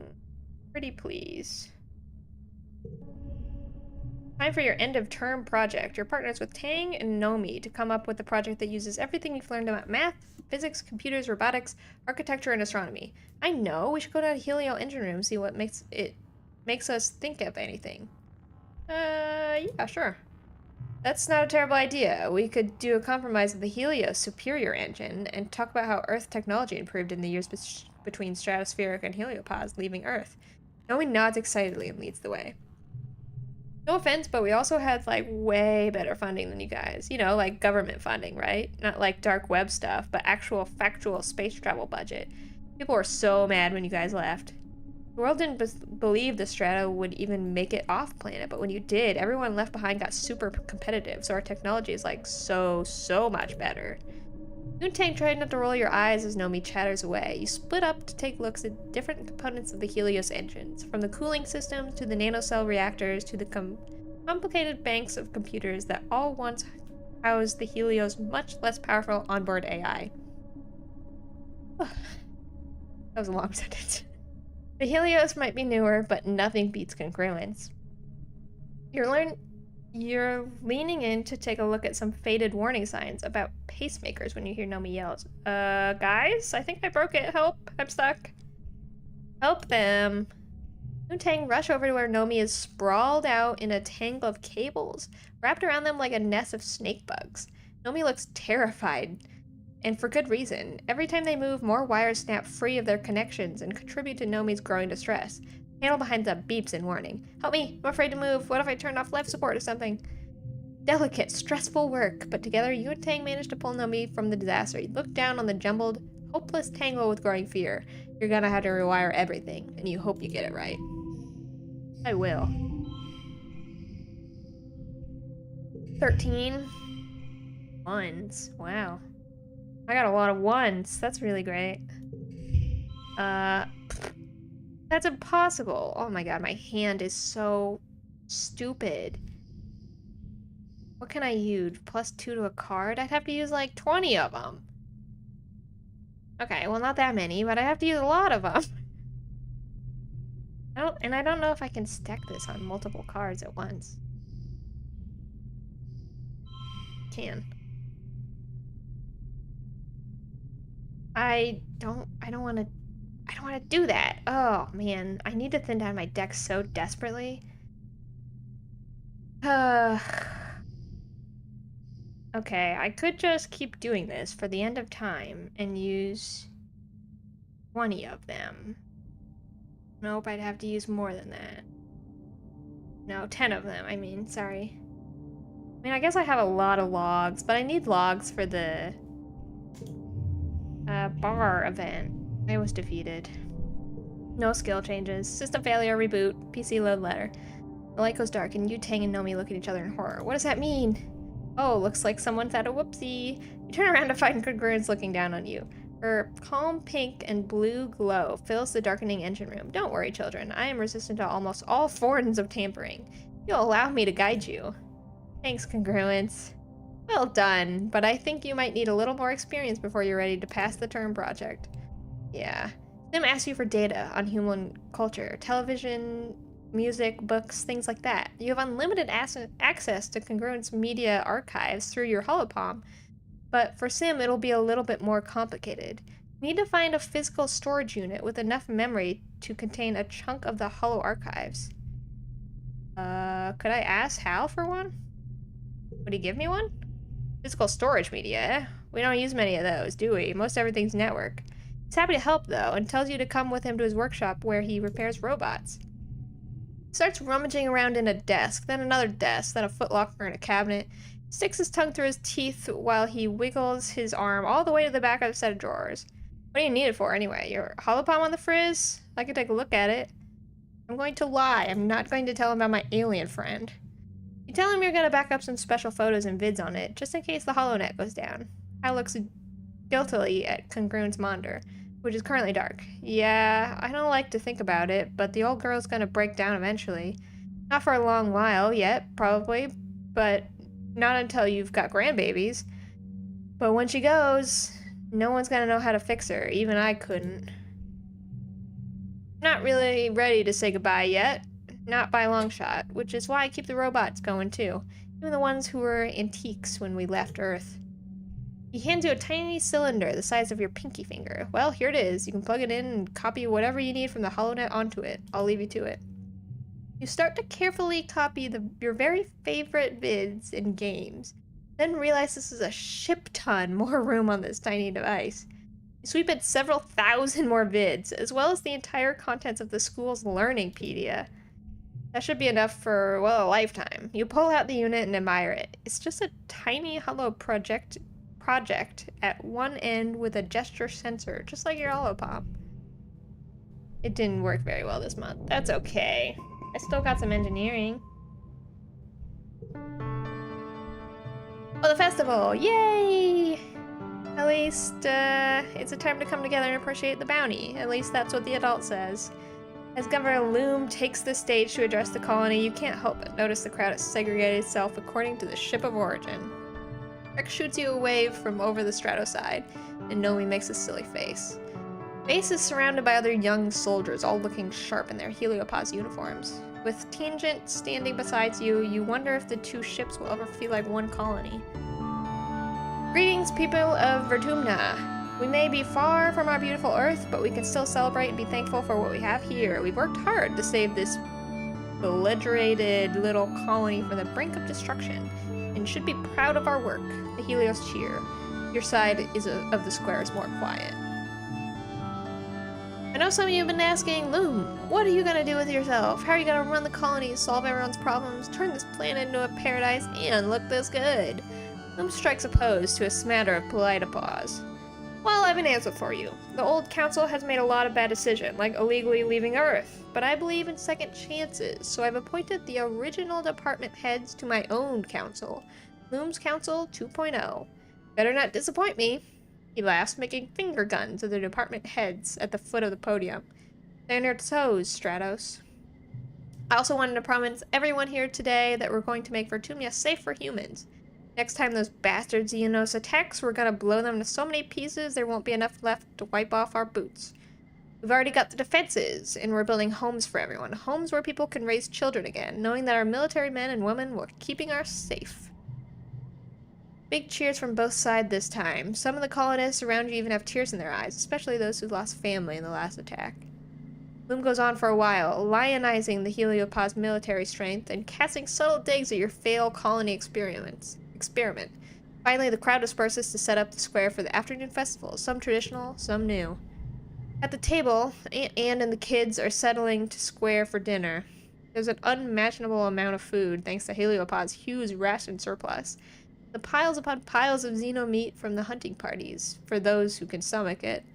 Anne is all smiles, clearly making an effort to move on as Loom mandates despite still mourning her lost son Calm. But not even the festive atmosphere can force a smile on Nem's face. Yeah, I can't really say that I blame her. We should be mourning, not celebrating. Who do those Helio jerks think they are?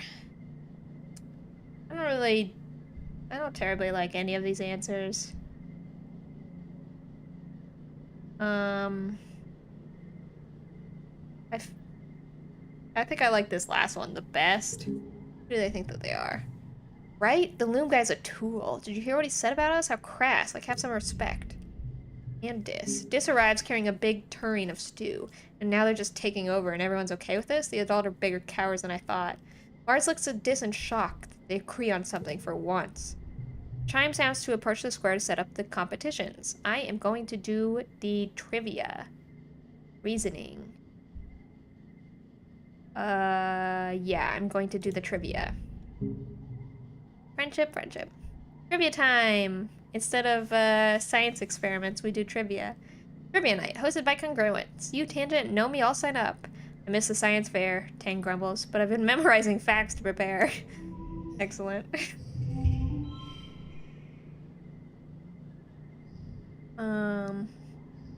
Okay, that's pretty good. 0. Why? Card to the right becomes 3. Why would you put this here? Is this really the best card? 16?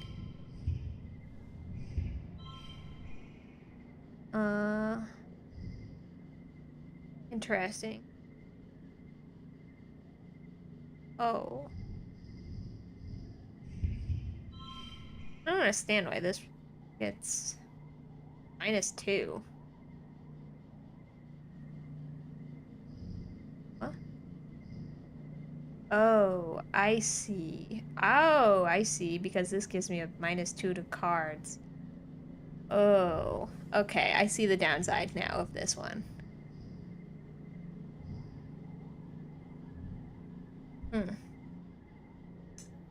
Well, that's maybe not worth it so much after all. That's like 2, 4, 6. That's more 8 more points I could have gotten on this round. Okay, I maybe need to switch that one out. I don't like that as much as I thought I was going to. That's really killing me. Damn. Okay. I should have realized that that's what that did. I just got so excited because it was worth so much money. Naomi answers every single pop culture question correctly, but it's not enough to unseat Tang for the trivia champion. Tang acts as if she's expected to win all along. After the festivities, the mood of the colony is a lot lighter. You see people smiling easier. I often see mixed groups. It feels like the first time people have actually let themselves relax. Alright, let's get rid of that card. I don't like that as much as I thought I was going to. Okay, what do I want instead? I have to put this one back on. Get +1. Let's do that. In anybody's birthdays in dust? Mid-dust, I don't think so. No. Do I have any goodies I can give out? Not you. I have a cake. I have an egg.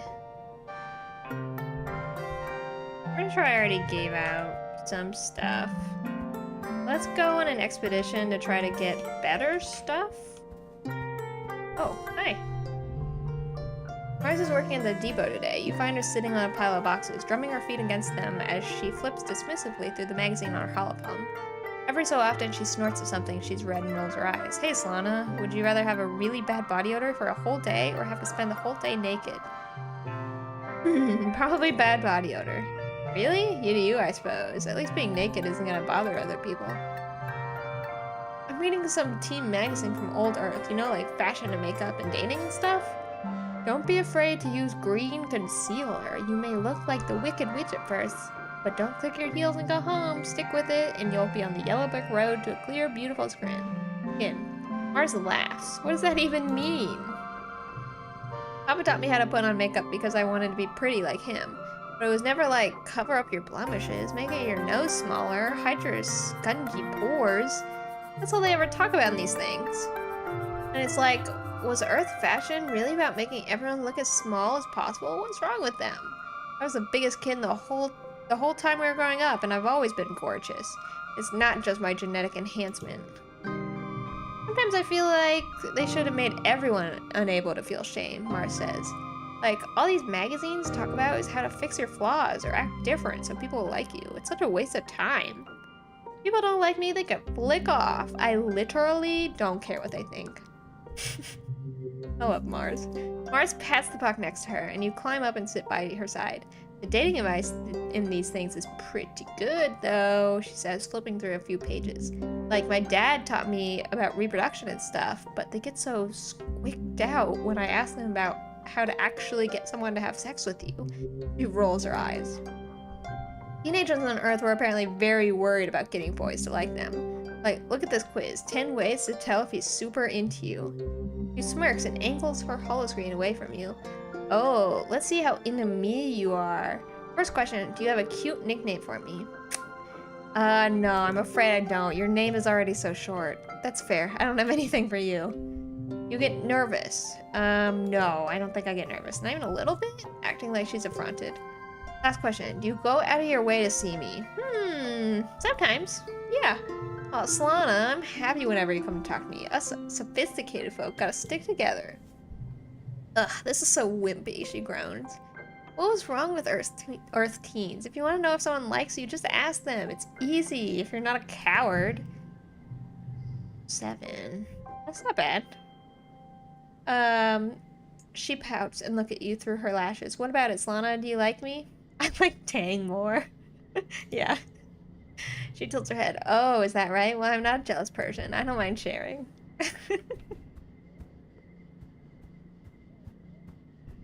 Did I give you your thing? Yeah, I did give you your thing. Okay, let's go out on an expedition to the new place.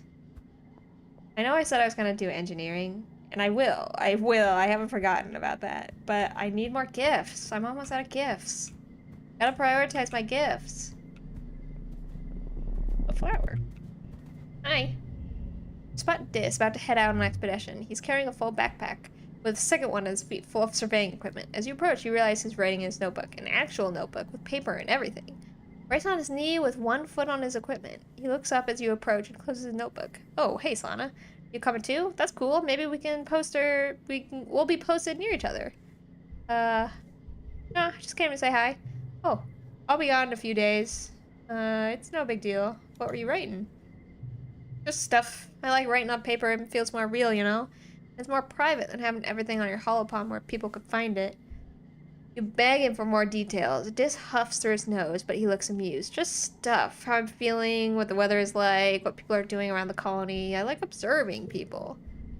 Sometimes I pretend I'm an alien, and I'm studying how people act so I can blend in. You're human, though. Yeah, I guess. Maybe everyone always says I'm weird. And I see? Just thinks about it for a second. Okay, he says, taking the notebook out of his pocket. He wraps the elastic that keeps it shut around a section of the back and hands it over. Just don't look at the back half, it's private. Okay. You flip through the first half. Like Dis says, it's mostly mundane notes about things that are going on in the colony. What's going where on expedition, what they're serving in the canteen, various snippets of gossip. There are several pages of sketches, what look like diagrams of the colony buildings and wall. You're surprised you didn't know Dis could draw. I'm gonna give it back. Hand it back, and Dis secrets it into his jacket pocket. You hand it back, and Dis secrets it into his jacket pocket. Okay, I had to make sure I was reading that sentence right. Yeah, okay. See, it's just like knowing stuff. He stoops to pick up the surveying equipment as Utopia calls for all the hands to board the expedition vehicle, and then he's gone without another word. Looks like he's still here to me. Do you want this? I'll find something to do with it. Okay. I only have so many things to give out right now. I need to go to the ridge. That's new. Brand new, brand new. Hi!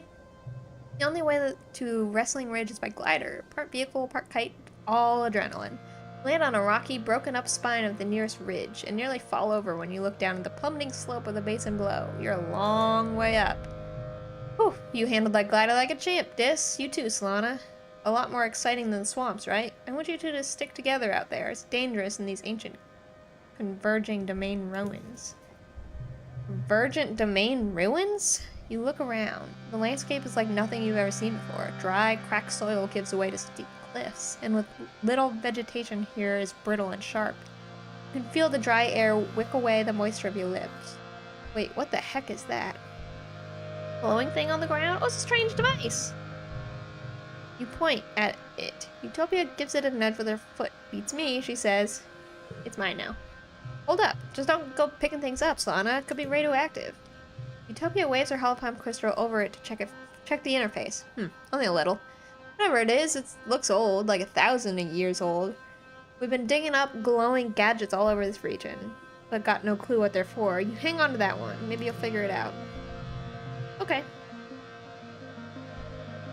Okay, I'm not gonna flirt with Utopia. She's like 30. I'm 15. I'm not doing that. What's the crystal stuff down there? Oh, those? Utopia says, pointing to the crystal formation so densely packed in the ravine that it looks like a sparkling river. More outcropping of crystal decorate the slopes. They're all over the place. Be careful with them. Not sure if they're animal, vegetable, or mineral. He points off to the distance. There's a big island of them over there, like a glacier. It covers the whole damn place. Might be related to convergent domain, but we ain't sure yet. Okay. What about those structures over there? Well, there are buildings, traces of them anyway, maybe 10, 20,000 years old. Be sure to put them there. This lights up at the prospect of doing alien architecture. We're checking them out, but not thoroughly. Mostly just trying to get a feel for who lived here and why they ain't here no more. Based on some glyphs, we're starting to call them the convergent domain. Whoever they were, they built things to last. It ain't arrowhead and cave painting, it's real architecture. Machines, even. Tell me more.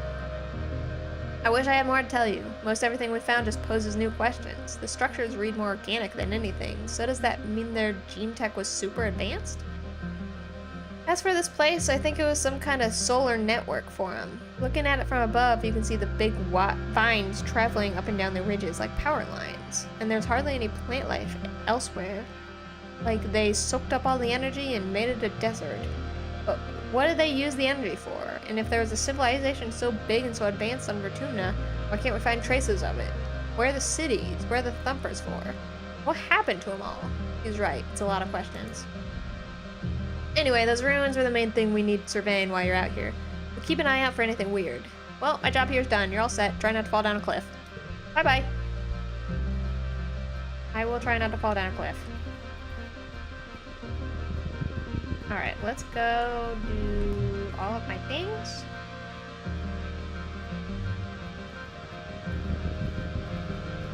Find all my goodies, strange devices. We love to see it. Dis loves strange devices. So does Vase, but I will never give Vase anything. I will die on that hill. I don't care. I hate him. It's my secondary goal to ruin everything that Vase holds dear to him.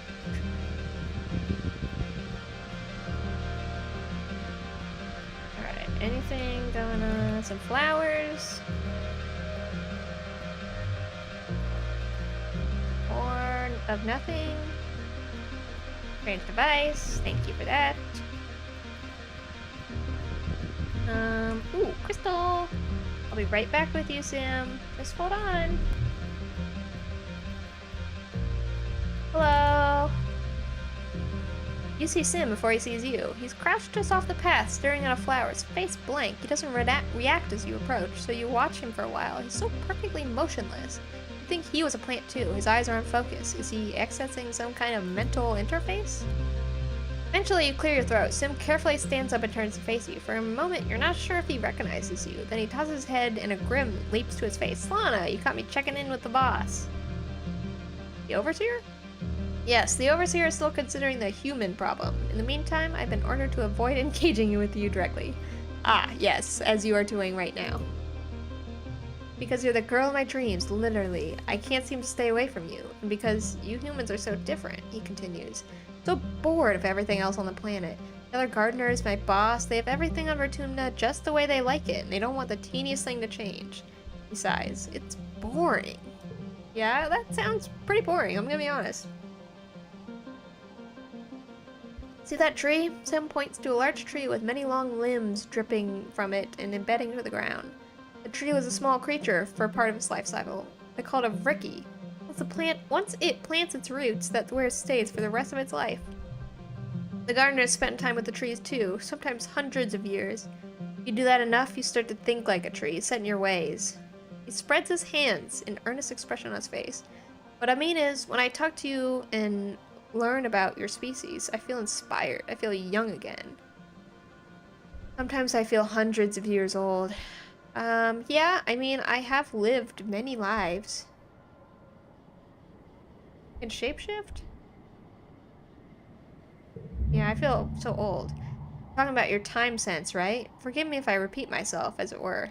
Tell him you don't always remember specific things people will say. It's more of a vague feeling that you know more about a person than you should. Sim looks at you curiously, clearly wondering how much you already know about him. Then he cocks his head as if listening and holds up a hand. I'm sorry, but I must away. No! But that he's gone, off to do whatever it is he always does at the point in your relationship where you're being cagey and mysterious. No! I'm not done with this conversation. I brought you... data! Yes! I knew it! I dreamed about it last night in the vat. Great. In your what now? Never mind, let me have the data. Yes, but answer a question first. Okay, I'll answer exactly one question. Do other people know about you? No, I know the disc does. Do the gardeners want to hurt us? I know they do. What's with these thumping ruins? How do you know my language? Oh, that's a good one. I'm a quick study. Your friend Disc brings me vids as well, and I learn from them. Doesn't ask for anything in return at all, Sim adds, pointedly, and holds out a hand. Boo! You hand over the data drive, and Sims takes it reverently, staring as if he could see what's inside. Marvelous, he said, like a genetic payload, except with digital data instead of organic. Well, I learned from this trove, I wonder. You're still puzzling over the implication of the phrase genetic payload, as he continues. The other gardeners are so tedious and obsessed with their work, he complains. They're more concerned with maintaining equilibrium than experiencing new things. They don't understand that novelty is what makes life interesting. He slips the data drive into his sleeve. Thank you, Slana. I will treasure this. Yes, you sure will. Are we best friends yet? Oh, we are. I brought you a log. Remarkable. Thank you. Thank you. I will do this, but I want to make sure that I get all of my goodies first. My top priority for these expeditions is now goodies. Like I'm going on an Easter egg hunt, but every single day. And the Easters are a strange device. Alright, let's do this event. Engineering, yes. I want the engineering challenges. Let's check this thing out. -1 to card to the right. Oh, that sucks. How about we get... no. A 6 and a 5? 5, 5. Not bad.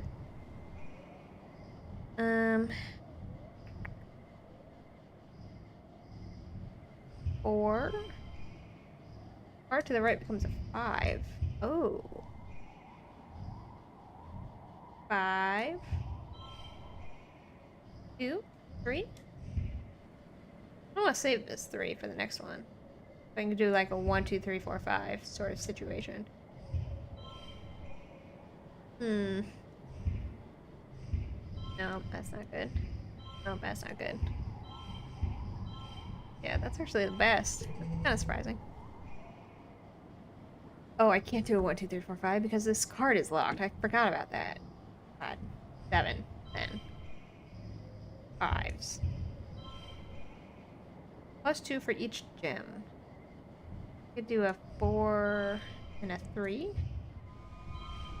Just barely made it. Can I mean, I could do...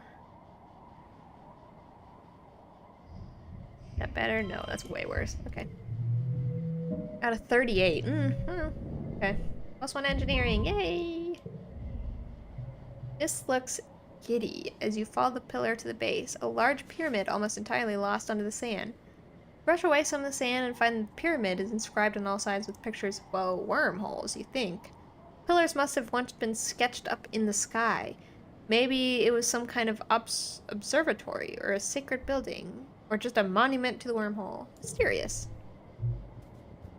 Very mysterious indeed. Can I learn? No, I can't learn. I wanted to see if I could, like, see what unlocking the next events would do, but I don't think so. I didn't mean to do this event, but that's okay.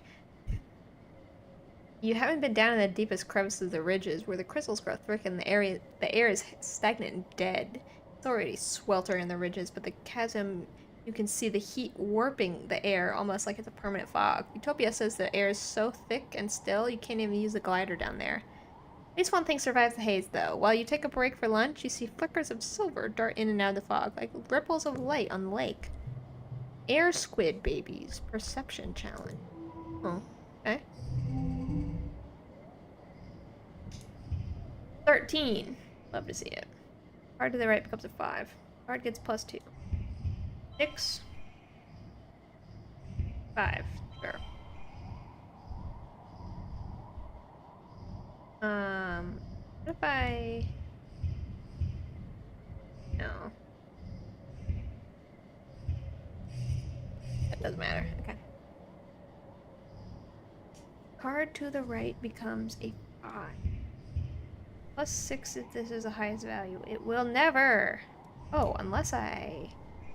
Nope, just kidding. It won't work. Stop. All cards under 3 become 3. Don't really care about that.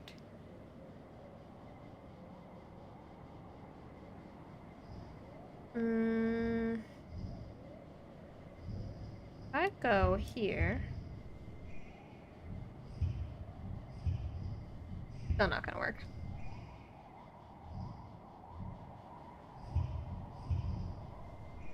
Trying to think what I can do here. 3s, 2s.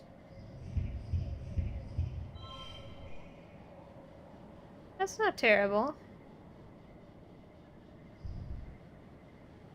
All cards to the right become blue. Let's put that one down for sure. 7. 4s.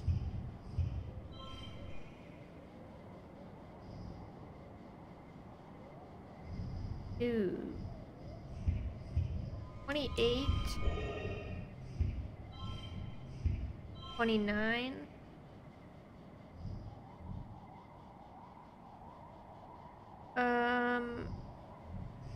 29 still. That's not bad. Out of 33. That's fine. +1 perception. I don't really care about perception. They're hunting for food. They must be on their way somewhere. +1 animals. Air squid adults are solitary hunters, but the juveniles form large groups and move together fluidly like schools of fish. The oddest thing is how many there are. Hundreds of the things. It must have been a tough life if so few of them reach adulthood. Must be. Alright, give me goodies. I'm gonna real quick Google at what point you unlock the spa. I'm wondering, it's a perk reward. Oh. Okay, I gotta get my empathy up. I was afraid that that's what it was. My empathy at 30? Oh, I'm almost there. Boo. I'm wondering if you have to get, like, your actual base to that level, though. Alright, this is an entirely different person when he's outside the colony walls. Oh, I didn't read all that. Without people constantly trying to connect with his asocial behavior, it's like he's blossoming into someone who actually is confident. The more time you spend with him out here, the more glimpses you catch of real Dis. Bet you can't do this, he says, jumping off a huge boulder and doing a cool roll at the end. Wait, no, but you can't do it with your eyes closed. I can. You and Dis cavort around, daring each other to do more and more dangerous things. Dis isn't scared of anything. You think you see something up up on the plateau above you. The cliffside is covered in convenient vines. I dare you.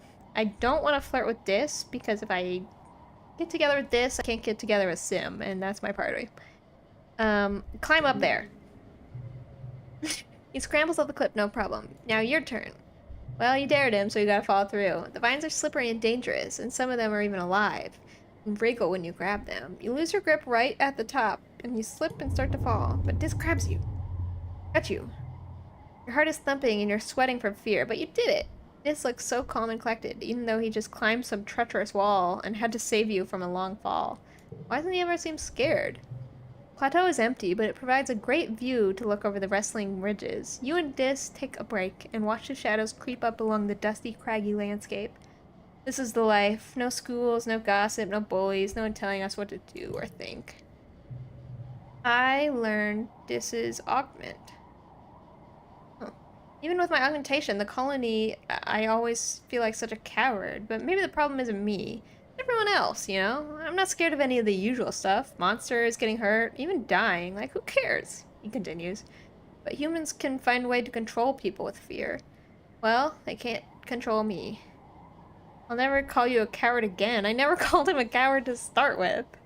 Fear keeps us safe. Yeah.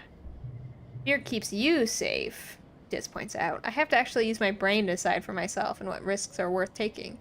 You could have pulled me over the cliff with you, but I didn't let something stupid like being afraid of heights keep me from saving you. You don't point out that fearlessness was what got you in trouble in the first place. Yeah, true. Alright, onwards. We're almost to the end of this one. And then we will work on empathy, so I can unlock the spa. I know lots of really good things here with all this. What's the big one today? What do we got here? Expeditions have been collecting energy readings from this area, tracing the invisible ley lines of power like the one from the thumper that brought you here in the first place. They've pointed you to this cave. Oh, the cave event. Should be okay. I have pretty low stress. You can feel the energy is different here, like a barely perceivable hum that prickles at the back of your neck, like someone's watching you. It's like this was some sort of important place for the convergent domain. I've sent teams through, but it gets mighty tight in there. I'm hoping you and Diz might have better luck wriggling in there. Yeah, because we're small? Send some children in? Might be the caves inside open up again. If they do, take plenty of readings. Yeah, okay. This is vibrating besides you, on nearly the same frequency as the weird power fluctuations.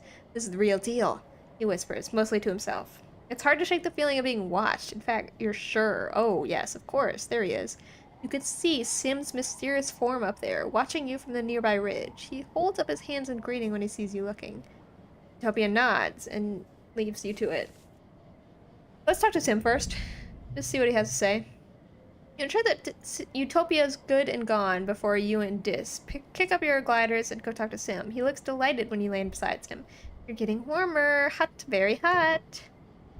I'm not supposed to tell you anything, he confides, but it's so interesting to watch you figure things out. Humans, so curious and so smart. Dis stammers and turns red. Looks like you're not getting anything out of Sim. You grumble and glide back. Prep your caving equipment.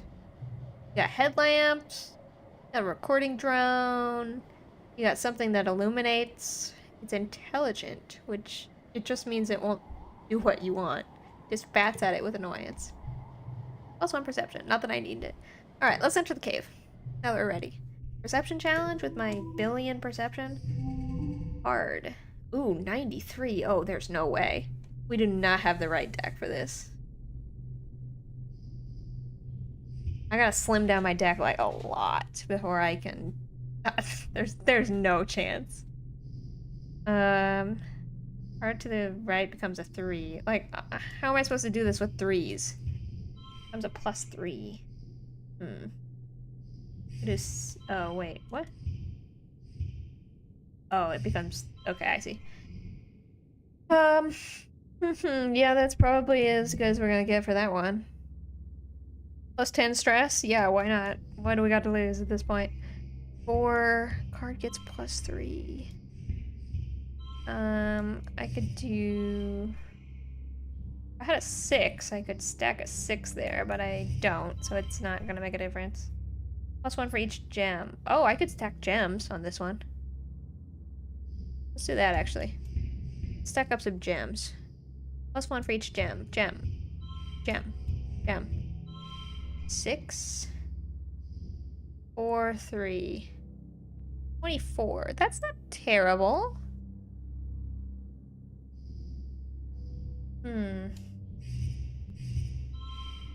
Yeah, I don't think we're gonna get better than that. 51. Okay, there's no fucking chance we hit 51. It's impossible. 7.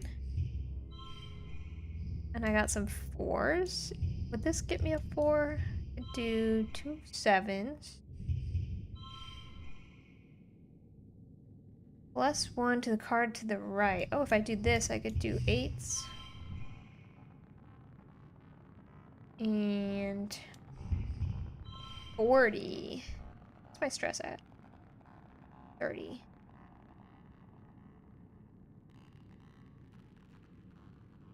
I could use some logs. I've got 30 of them. To lower the stress a little bit. It's not too bad. 2.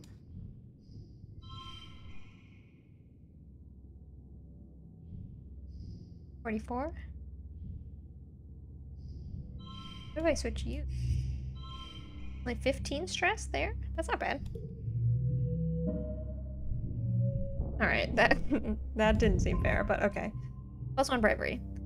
You find the source of the breeze by tossing some fine sand in the air and watching which way the dust blows. It's very tight crack. Good thing you and Dis are so small. You squeeze through and have to shimmy along on your bellies for about 10 meters, pushing your gear ahead of you. It's uncomfortable, but Dis's excitement draws you in.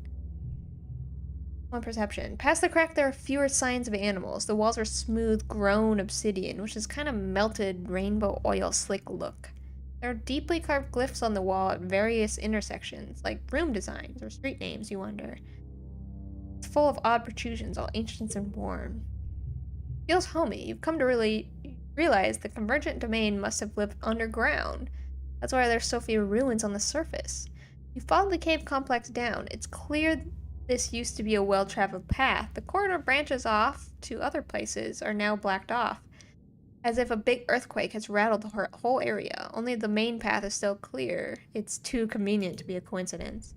The floor of the cave slopes downward into a slide. It's quite slippery. Pay attention to your footing. My stress is okay. Follow the cave system down, down, down, all the way to what must be the bottom.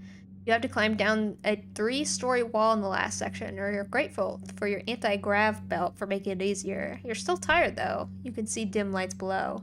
Daylight? You emerge into a hidden valley, totally surrounded by tall cliffs. Did you just come down all that way? You're surrounded by the ruins of Convergent Domain buildings, in much better condition than the windswept ones on the surface. It's perfectly still here, and as quiet as sparse. What was that? Some sort of convergent facility? Well, please hold. Let me fix a slight technical problem. Where's my thing? Got so many tabs open. Why do I have so many tabs open? It's unnecessary. There we go. Alright. Some sort of convergent facility? Oop. It feels so familiar. You remember this place from your dreams, and you feel a throbbing sense of importance that is a bit unnerving. Something momentous is happening to you here, or will happen someday. You poke around a little, then call Utopia and give her coordinates. Swings down on her glider, the extra one you have for Dis and tethered behind it. You're happy you won't have to climb all the way back up. Great find, kids. This place didn't show up on any of our AO scans. Took me a while to find a route in. Look, Bush, she says. Stick around, get some readings, but you head on back to the depot and get some rest. Don't worry, we aren't going to push on without you. I am not going to keep exploring. I'm going to go home. You're back! Yay! +2 engineering. Okay, I gotta work on empathy. Empathy, please, God, empathy. Nobody's birthdays. Okay. Perfect. Yes, do you have anything you want to talk about? Are we friends? No. No, we're not. Did I give you a hug already? Coming in for a hug. Okay, let's look around my empathy some more.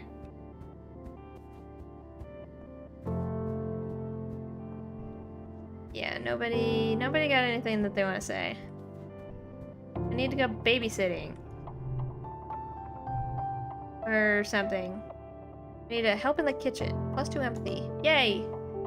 Back in space, cooking involved programming ration machines and putting dishes in laser-matic dishwashers because water was too precious to clean dishes with. But now you're growing real food and trying to figure out how to cook with it. The cafeteria kitchens are bright and full of good smells. There's always something baking or boiling or frying, and you take a deep breath in and just hold all the deliciousness in your lungs.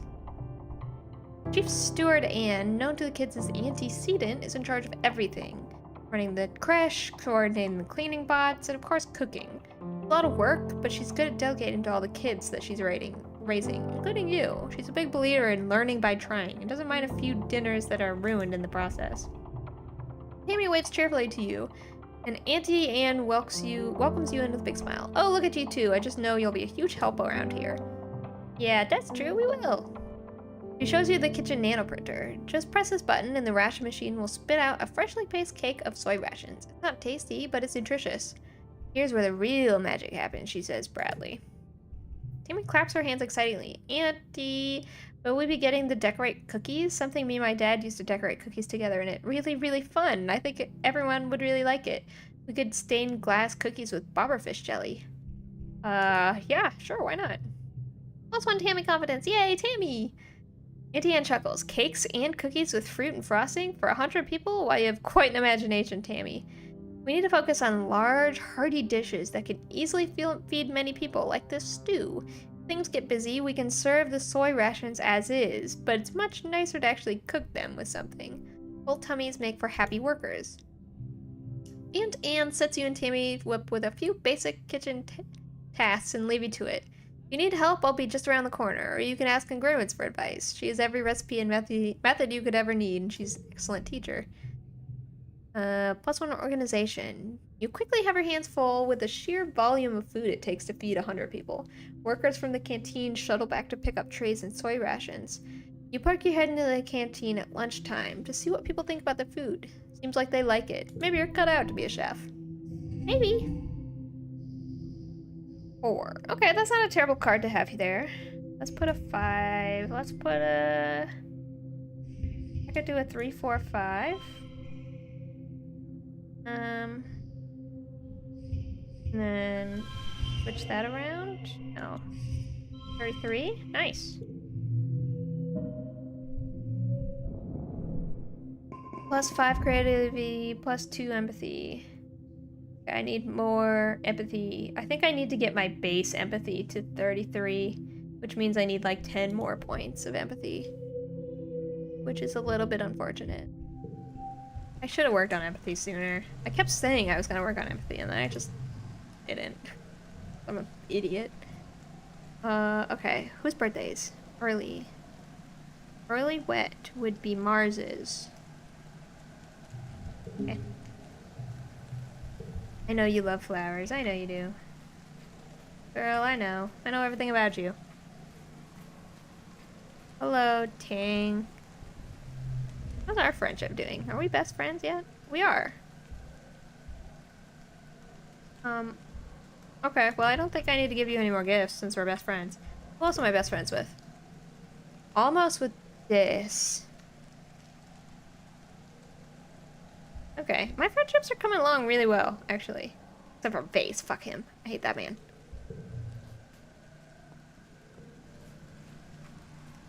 Nam.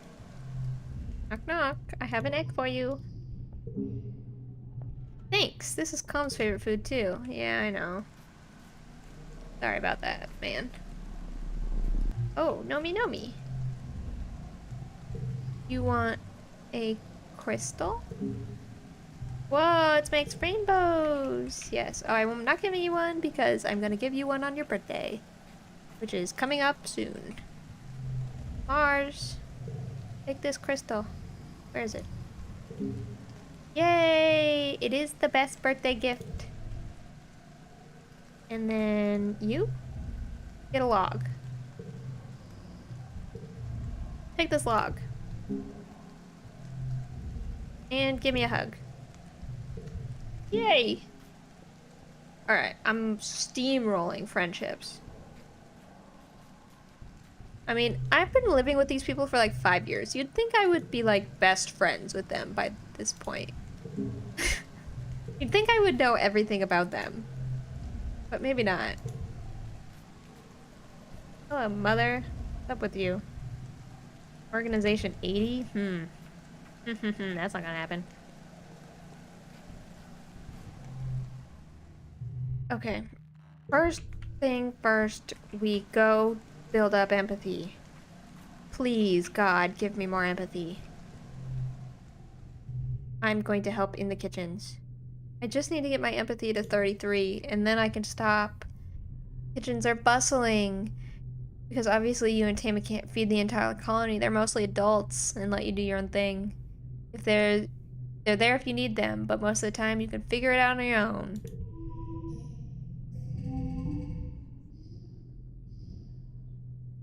Plus, -2 to blue. Okay, well this is not a blue, so it's fine. All these cards. 5, 5, 5, 5. 2? 33. No, doesn't matter. Okay. 33 out of 35. 2 empathy. We'll see if it counts. I don't think it's going to. Mid-wet? No, it didn't count. Tammy! Find Tammy in the common quarter. She's heavily absorbed in cleaning, balancing a chair to dust high up on the wall. You're always wondering who did all that. Really thankless cleaning around the colony, and apparently the answer is Tammy. Oh, hey Solana, she says, pushing her bangs off her face with a sweaty, harried smile. She's clearly been at this for a while. It's just getting some cleaning done. Nothing like a shiny, clean room to keep your mind off things, right? She grimaces, then seems to remember herself and covers it with a giggle. It feels forced. Something wrong? What? Oh, no, she assures you, then hops down off the chair and gives you a brief squeeze. Gosh, it's so nice of you to ask. I mean, it's nothing, she says. I overheard something I probably shouldn't have. When I was getting something from the pantry, I overheard some of the adults in the kitchen talking about how trippet stalks from the last harvest all had some weird mold on them, and they had to throw out almost all of them. She tugs on her ear. If we ever run out of food, well... Amy clenches her fist to her skirt. I wish I didn't have to hear about all the bad things. Why can't things just be good and nice and not so scary? It's okay. They have things under control. She nods, resolute. Yes, there's nothing I can do about it anyway. Not as smart as Tang or as strong as Anemone, but that's okay because I'm really good at cooking and cleaning and taking care of babies and doing all of the things the colony needs to keep running. I just want things to be nice and normal. I wish people knew that I can hear them when they talk about scary things. Thanks for listening, Solana. I'm gonna go back to cleaning, okay? You leave Tammy in the common area, continuing to avoid thinking about the fears through stress cleaning. Yeah, that's relatable.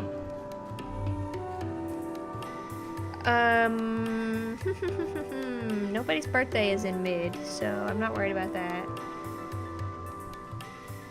I think we just continue working. Oh, you got something. What's up, man? What you got going on? Mars and Nomi are bent over one of Nomi's sketchbooks. Mars is talking animatedly with expansive hand gestures. Nomi is nodding along, taking notes. No. This necklace needs bolder lines, and down here, lots and lots of extra fabric. Make this part gold. I want it to scream. I don't have to work like everybody else. I'm only here to look beautiful and have people adore me. But we do have to work. Nomi pouts. Nano printing's restricted for these kind of materials. It costs kudos. Mars rolls her eyes. That's the point. Not everyone's got as many kudos as you, Mars. Especially us Helios. We didn't have any at all when we landed. If we want to wear something other than uniforms, I usually trade or mod old clothes instead of printing new ones. You trade clothes? You don't even sell them? Nomi shrugs and tucks her hair behind her eyes. It just... Some kids can't afford to print this kind of clothing, right? So you're losing out on them as potential customers. So maybe instead you could design clothes that are pretty, but also made from common materials? So everyone can have one? Nomi smiles brightly. Then maybe when you're in charge, we can get rid of kudos entirely. It doesn't seem right that we can trade kudos for extra stuff when we're all supposed to only have what we need anyway. Nomi packs up her sketchbook and leaves, and Mars turns to you with a thoughtful look. Oh, Nomi doesn't know that I was the one who started selling things for kudos in the first place. My dad keeps saying I shouldn't do that, because hoarding kudos and treating them like currency will cause wealth inequality. You think they might be right? The Helioses are broke. Yeah, none of them have money. Oh, tapping her chin. I mean, I knew the Helios were tragic, but I just thought they had terrible taste. You know, the uniforms, the haircut. I didn't know it was because they were poor. God, Mars. I really don't think the kudos make everything unequal, she continues. Like, you can always work harder if you want something nice, right? That's what I do. Mars looks genuinely troubled. It's great that we have everything we need, well, as long as there's not a weird disease or famine or whatever, but we're still poor, you know? We're poor in culture. Like, yes, every colonist has a steaming pile of mashed trippets every morning, noon and night, but what if I want to watch a holovid I haven't seen a million kajillion times? When they only focus on survival, who's making the holovids, and the symphonies, and the gourmet food? We have everything we need, but we're poor. Poor people don't care about art. Yeah, that's fair. Mars snaps her fingers. No. I've got it. I'm a genius. If the adults weren't incentivized the creative class, we need to do it ourselves. We need to get the adults on board with adopting kudos and using it to pay for luxury goods. Instead of slaving away in the depot or the kitchen, people like Nomi could be artists. She grabs you by the shoulders. I have an actual creative class. Maybe we can get some culture on this stupid rock. I can't believe I never thought of it before. I'm the richest teenager in the colony, but what good is it if there's nothing to buy? Here I am, sitting on more kudos than I could ever use, and I could have been using it to kickstart the creative economy. I could be a patron of the arts. Mars releases you and pulls up the financing screen of her holobomb. You catch a glimpse of her balance, which is more kudos than you've ever made in a year, at least. Yes, good, she says, thinking loud. More than enough to start. Well, Solana, you'll join me, right? Let's give away some kudos. I have a ton of money. Here's 10 kudos. No friendship. It's not much, but it's a start. It's fine. I think it's fine. I'm not giving you 100 kudos. It's too much. Okay, I don't think there's anything for me to pick up around the colony, so let's keep working on empathy. Yeah. Please, empathy, please. Help in the kitchens. Go. You and Tammy often work together in the kitchen. She splits her time between helping Auntie Anne with the children and helping her in the kitchens. Tammy's a diligent worker, though she sometimes gets a little lost because she wants everything to be nice and perfect when you're trying to get 100 meals out of the door, but she always does what you're told with a smile. Anne has always been patient as you learn your way around the kitchen, and you're starting to really get a feel for cooking. Menu today is something Anne in congruence called a white sauce, a creamy pale sauce usually made with flour, milk, and butter. She wants a big vat of it to serve with dinner today, and she's charged you with figuring out how to replicate it. Wheat flour is in short supply here on Vertumna, but you have lots of taro flour. The real problem will be adjusting the recipe to use plant-based milk and oils instead of dairy. There wasn't enough room on the stratosphere for bringing livestock. Just be careful you don't burn it. It's very sensitive to burning. You look over at Tammy. Well, she stammers, tapping her finger against her chin. We can use soy milk from the food dispenser and cooking oil, but I'm worried I'm gonna burn it. I always mess stuff up. When Tammy improvises in the kitchen, things usually go wrong. You have no reason to think this time will be any worse. How about I give you a hand? Yeah. I'll just do it myself. No, I hate that one. That's so mean. How about I give you a hand? +1 friendship, +1 creativity, +1 Tammy confidence. Yay! Tammy smiles and blushes. Oh, okay, Solana. She bustles off to get the ingredients. You both consult congruence on the original Earth recipe, but after a while, it's clear Tammy is cooking absolute circles around you. You're wary about substituting so many ingredients, but one of Tammy's strengths is that she's totally fearless in the kitchen and she'll try anything twice. She hums and sways from foot to foot as she stirs the sauce, completely at ease. An hour later, Tammy has a small portion of prototype sauce to taste. Because of the taro flour, the white sauce is actually more of a faint purple. It's a pretty color, especially on Tammy, who has flecks across her apron and upon her tied-back hair.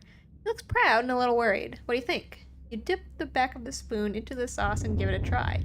It's good, like really good. Your surprise must have shown on your face because Tammy laughs for the release. Oh, I'm so glad, she says, clasping her hands in front of her chest. I thought we did okay, but I wasn't sure. I'll make a huge pot of it right away. Thanks for your help. Your lilac sauce caused a huge stir at dinner, but it doesn't feel right taking any of the credit. Tammy did most of the work, and she deserves to feel the pride you feel radiating off her from the other side of the lunch line. Yay! I love the Tammy events. She's so cute. There's a part of this game where if you want to romance Cal, you have to destroy Tammy's confidence. Because otherwise, Tammy will ask out Cal, and they'll, like, get together. But if you destroy her confidence, she'll never ask out Cal, and they won't get together, and then you can get with Cal, and it's the only way to date Cal, and it just feels so bad. Just constantly telling Tammy how terrible she is at things. +2 bonus to pairs, you say. Okay, I got some 2s. +2 to cards with gems. 7, 5, 4. And maybe a couple of 2s. Switch you around. 6, 5, 6, 7, and then a pair of 2s. Nice. +2 empathy, +4 creativity. Okay. Almost there. It's birthday. I gotta give Dis his birthday thing. Nice. Perfect. That's good timing. I've just got enough to do one more event. Did I give you a gift this season? Yeah, I did. I know I'm gonna need a break soon. I know. I dare you to... I like this card. This card sucks. +10 stress. I don't want to dare you to do anything. I dare you to sit there and take this strange device because it's your birthday. You hate when people do a big thing about your birthday. Well, that's too fucking bad. Take this strange device. I don't know, brother. Get over it. It's your birthday. Anything going on over here? No, nothing.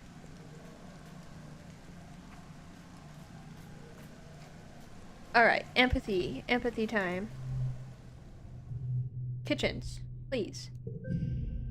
Oh, I got cake! It's slow in the kitchens today. You did most of the prep work yesterday, so today is about storing pods and waiting for dough to poof. Amy uses time to bake a cake. She shares it with you. Yay! Red card becomes yellow. Yellow?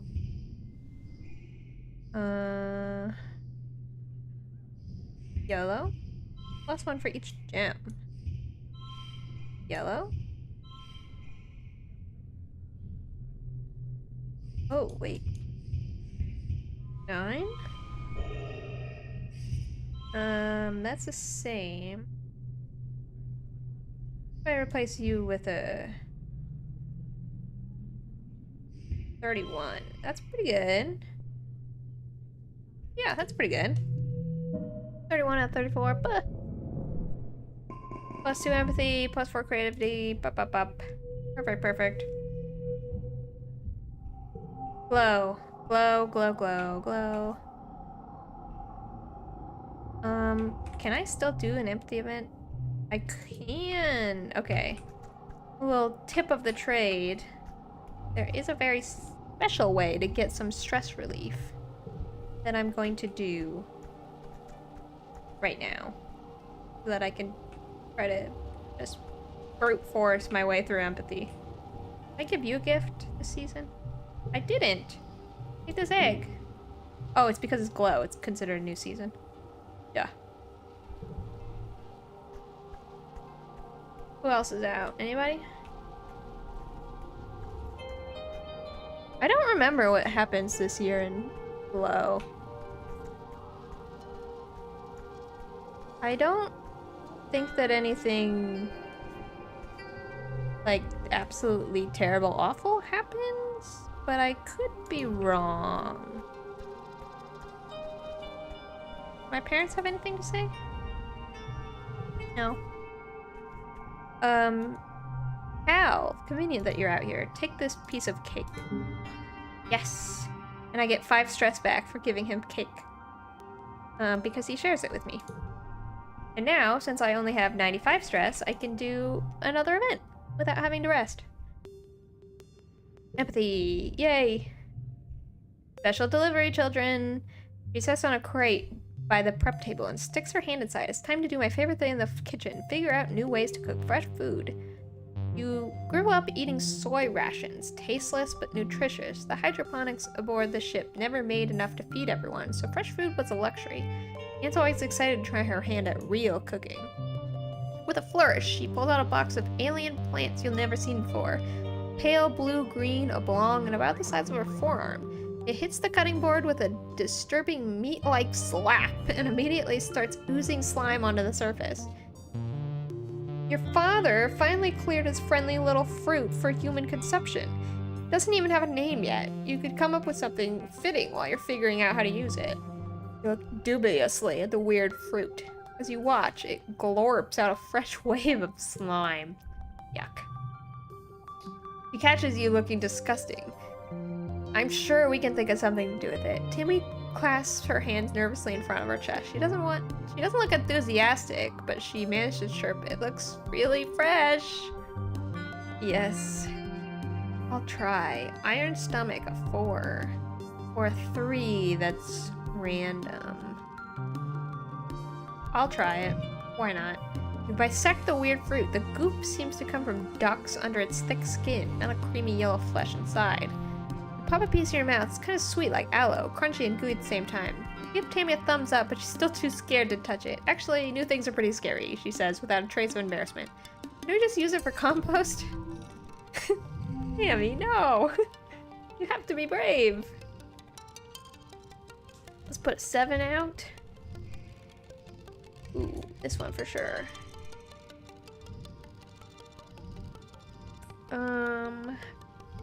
5.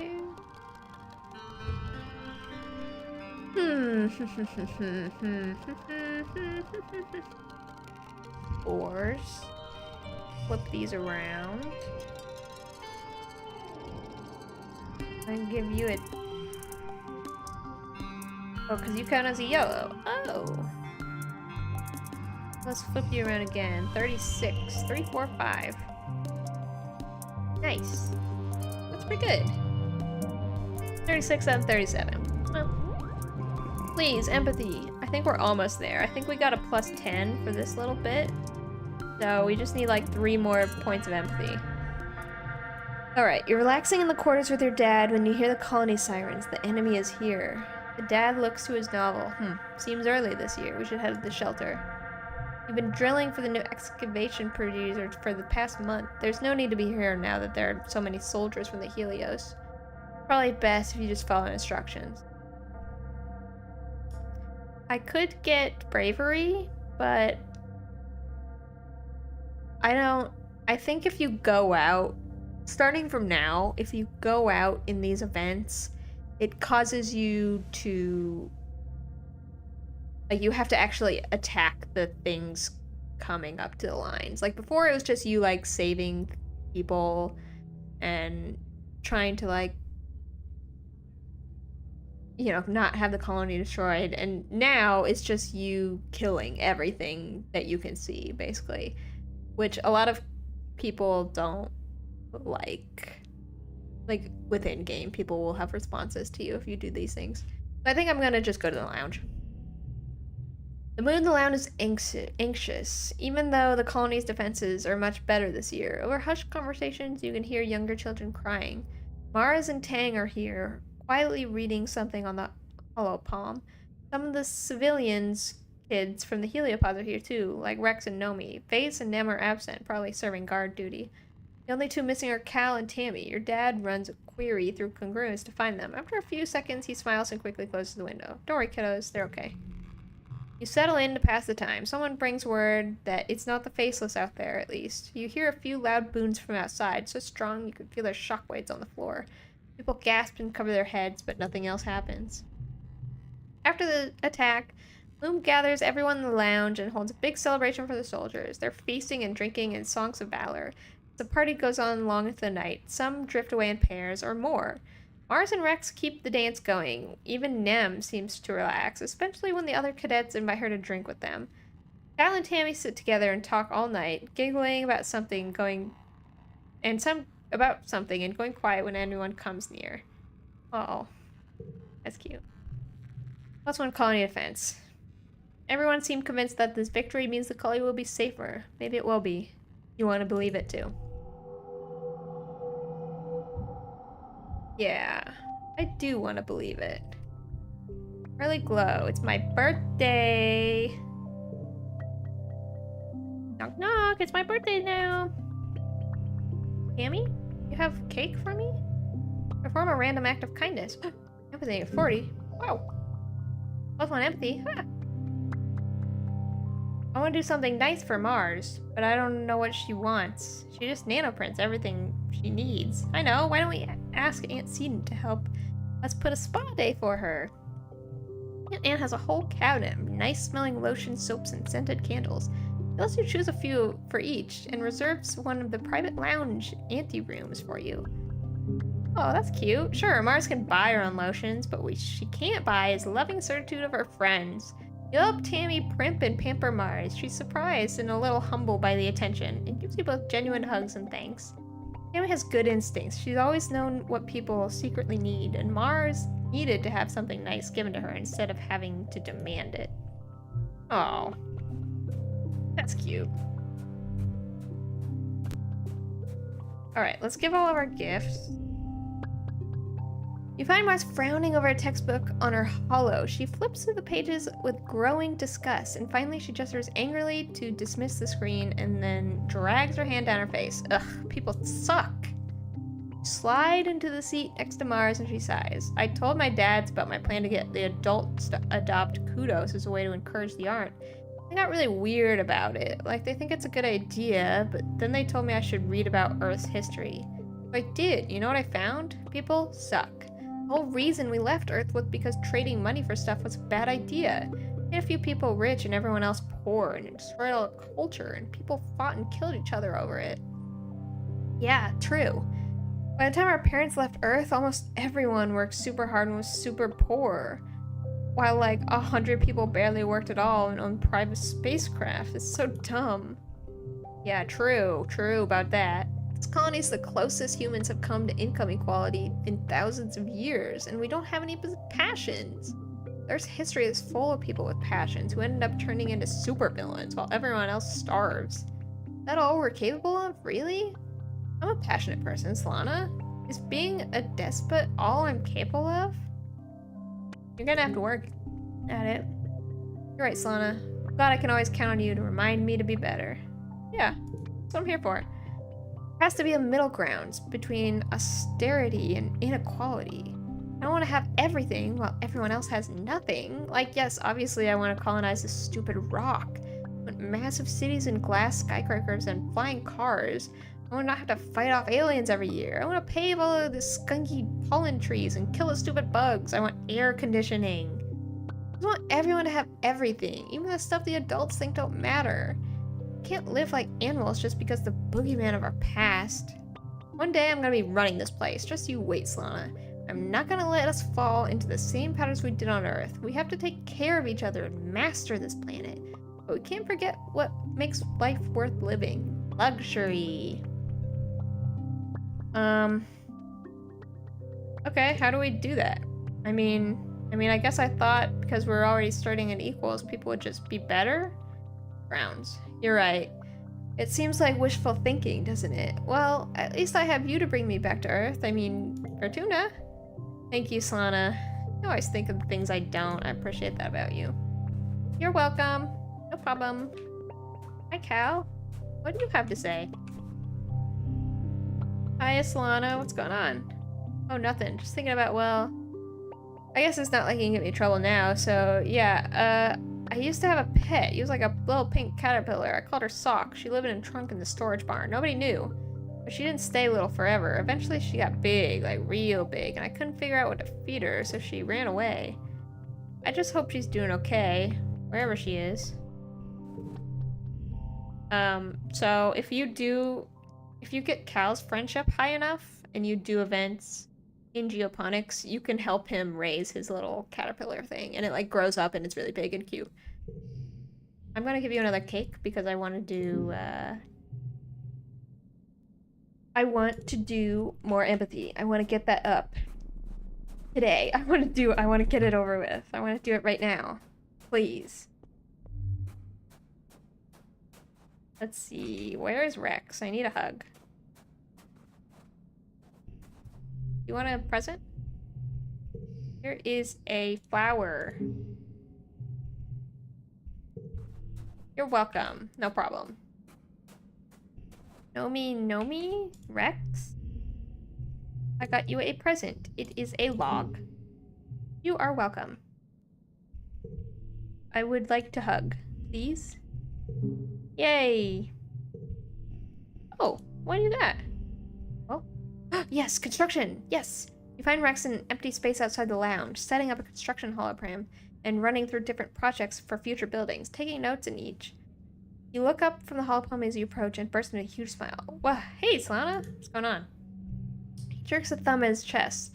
You're looking at the newest member of the colony construction crew. I'm surveying the colony for places to build new private family quarters. People are gonna want to raise families here soon.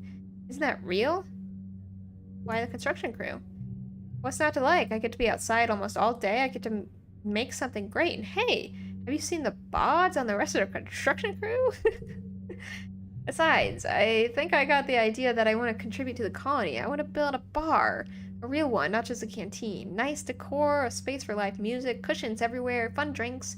Mars has been helping me with the details. Can you imagine? A place where the whole point is just relax and be with your friends. That does sound great.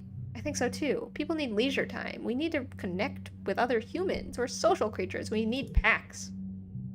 All I want to do is help people connect, you know? I love building things. I love cooking things. I love making people happy. Coming together and create something is why we're alive. And I don't mean buildings. I mean, they're alright. But what I'm really into is everything that goes into making a building. More than just walls and a ceiling. It's an arrangement between people that we're going to form a society. But we're gonna cooperate to make something bigger than ourselves. And then we're gonna meet there in peace. I love that. +2 if stress over 50. Oh. Sorry, I'm just really passionate about this stuff. This and hugs. We humans are also very good at hugs. Hey, actually, can you help me? Can you bring me any mushwood sticks or logs you find? I'm gonna start stockpiling. Yes, absolutely. Thank you, I really appreciate it. If you find any, just bring them to me. I have found so many. How do I go about giving you them?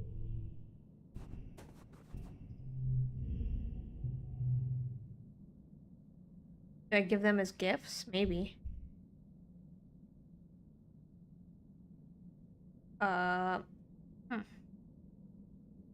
Okay, well, noted. Hi, Nam. You want an egg? This is also Cal's favorite. How are you doing, ma'am? I don't think I need to do her events yet. Hi, Tammy. Would you like a flower? Yay! Alright. Please, empathy. This should be the last one. This should be what we need. I got another cake. Tammy's dreaming about decadent wedding cake she sees in holovids. People in Colony don't really get married the same way they used to on Earth, so there's not really a reason to have a big white multi-layer cake with pretty flowers and icing. Doesn't stop Tammy from working on one. She presents it at the dining table and everyone enjoys a piece of her fancy just because cake. That's cute. 2. 2 here, you say. Card to the right becomes a 3. 6. 5.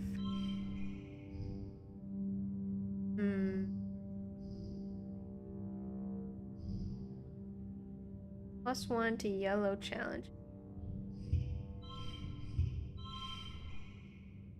4. 30. That's better. Yeah. 4. No. Okay. 30 out of 32. Oh, that should be enough. That should be an spa perk. Yes. Thank God. The sun rises again after glow, heralding a new year. It's your 16th birthday. You wake in the new quarters, blinking in the watery sunlight. Dust motes float through the air, and you take a moment to enjoy the perfection of your bed while listening to the sounds of the colony waking up outside. So much has happened in 1 year.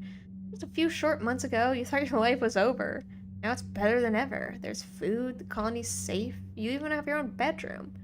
You're considering snoozing until your parents wake up when your reverie is interrupted by a blinking hello message. It's a text from Tang. Joyous observance of anniversary of your birth, it reads. Another one comes in. That means happy birthday, of course. And then, in case you didn't know, wow, a whole 3 messages in a row from Tang. That's pretty gushy of her. Scrolling your other message, you see some gossip about Cal and Tammy. Apparently they're dating now? Oh, so cute. Wow, you checked your relationship on their profile. Yeah, both of them have changed to in a relationship. Your parents wake up shortly after that, and you order up a traditional birthday breakfast feast. Your dad gives you a big squeezy hug and tells you he's proud of you. Thank you!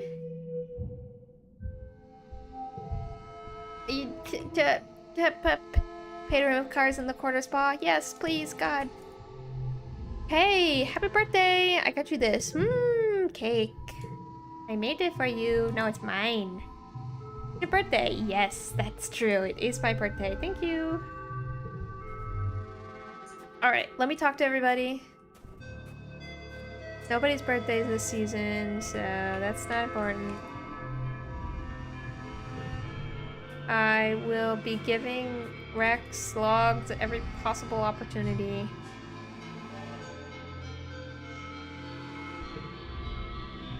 Another hug? Please. Wanna make something? Oh, creativity. They flap their hand in front of their face. I do, but it's so hot on this planet, don't you think? He shrugged. Sure, it's different than living in a climate-controlled spaceship, but you're kinda used to it by now. Nomi snaps their fingers. Wait, we should make something cool. What's my creative be? Wonderful ways to stay cool. Umbrella hats, sunglasses with funny shapes, giant vats of cooling goop, but it all seems too complicated.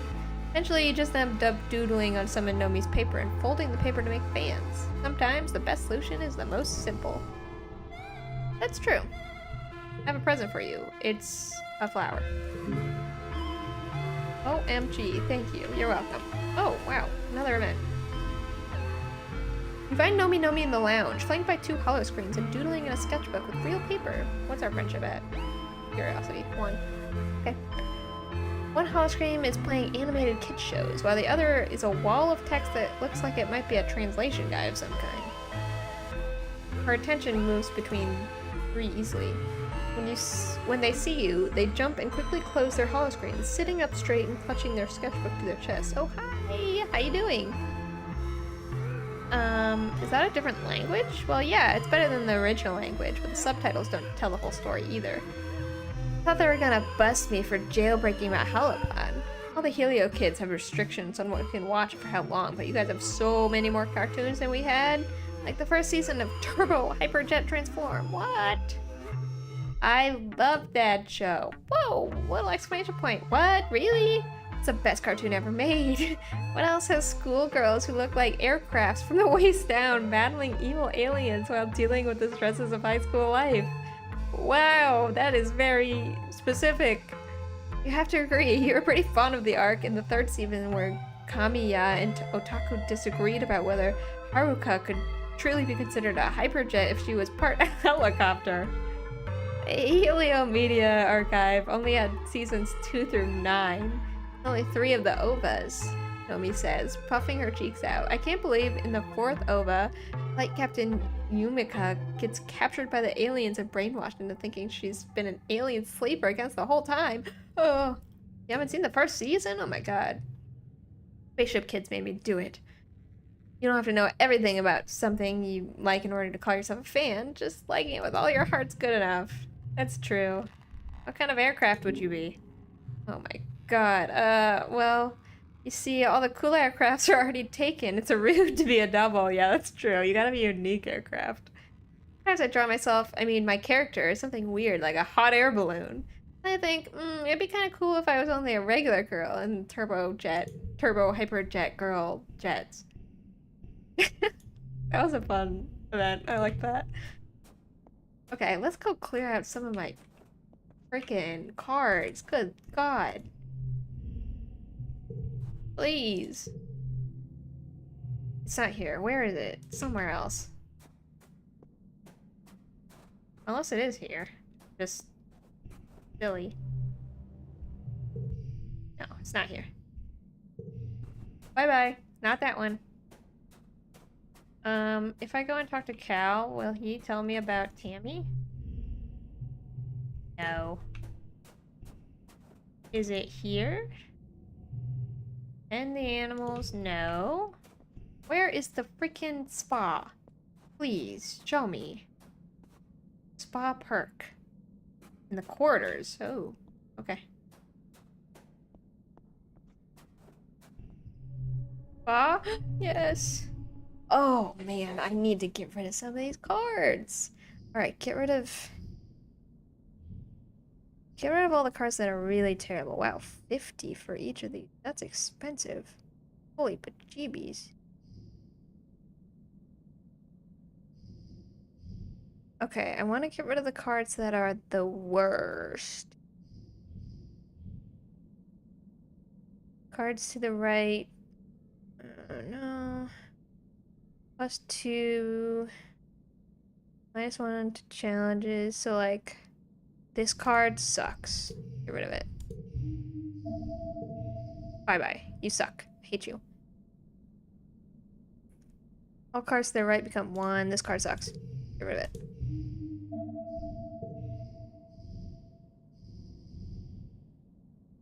These value as wild cards are honestly not that good. +1 to that. 1 for each unplayed card. Let's just get rid of like the ones that are useless. All cards to the right become blue. Duplicates when drawn.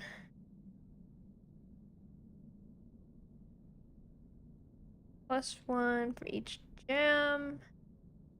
Between rounds. Oh, baby card? Get rid of that. Yucky. We hate babies. We are anti-babies here. +1 on blue wins. So many cards I want to get rid of. 1. Yuck. Get rid of you.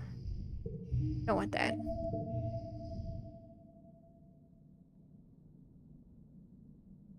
Man, I need more money. Frick. I could get rid of some 2s. +6 if this is the highest value. That will never work. +1 for each gem. +4 if this is the only blue card. That's a gem. That was not terrible. This one I kind of hate because it bogs down my hand. Let's get rid of this one. Excellent. Excellent. Okay, we skipped down a little bit. That's what we're gonna spend basically all of our money on from here on out, is Bring our hand down. Okay. That's where we're gonna end tonight. I think we're making some good progress. Next time, we're gonna work on getting the bar built and doing some science event. I want to do engineering more so I can unlock robotics. I think that's where we're gonna head next time. Anyway, thank you all for watching. I really appreciate it, and I hope I'll see you in the next one. Bye bye.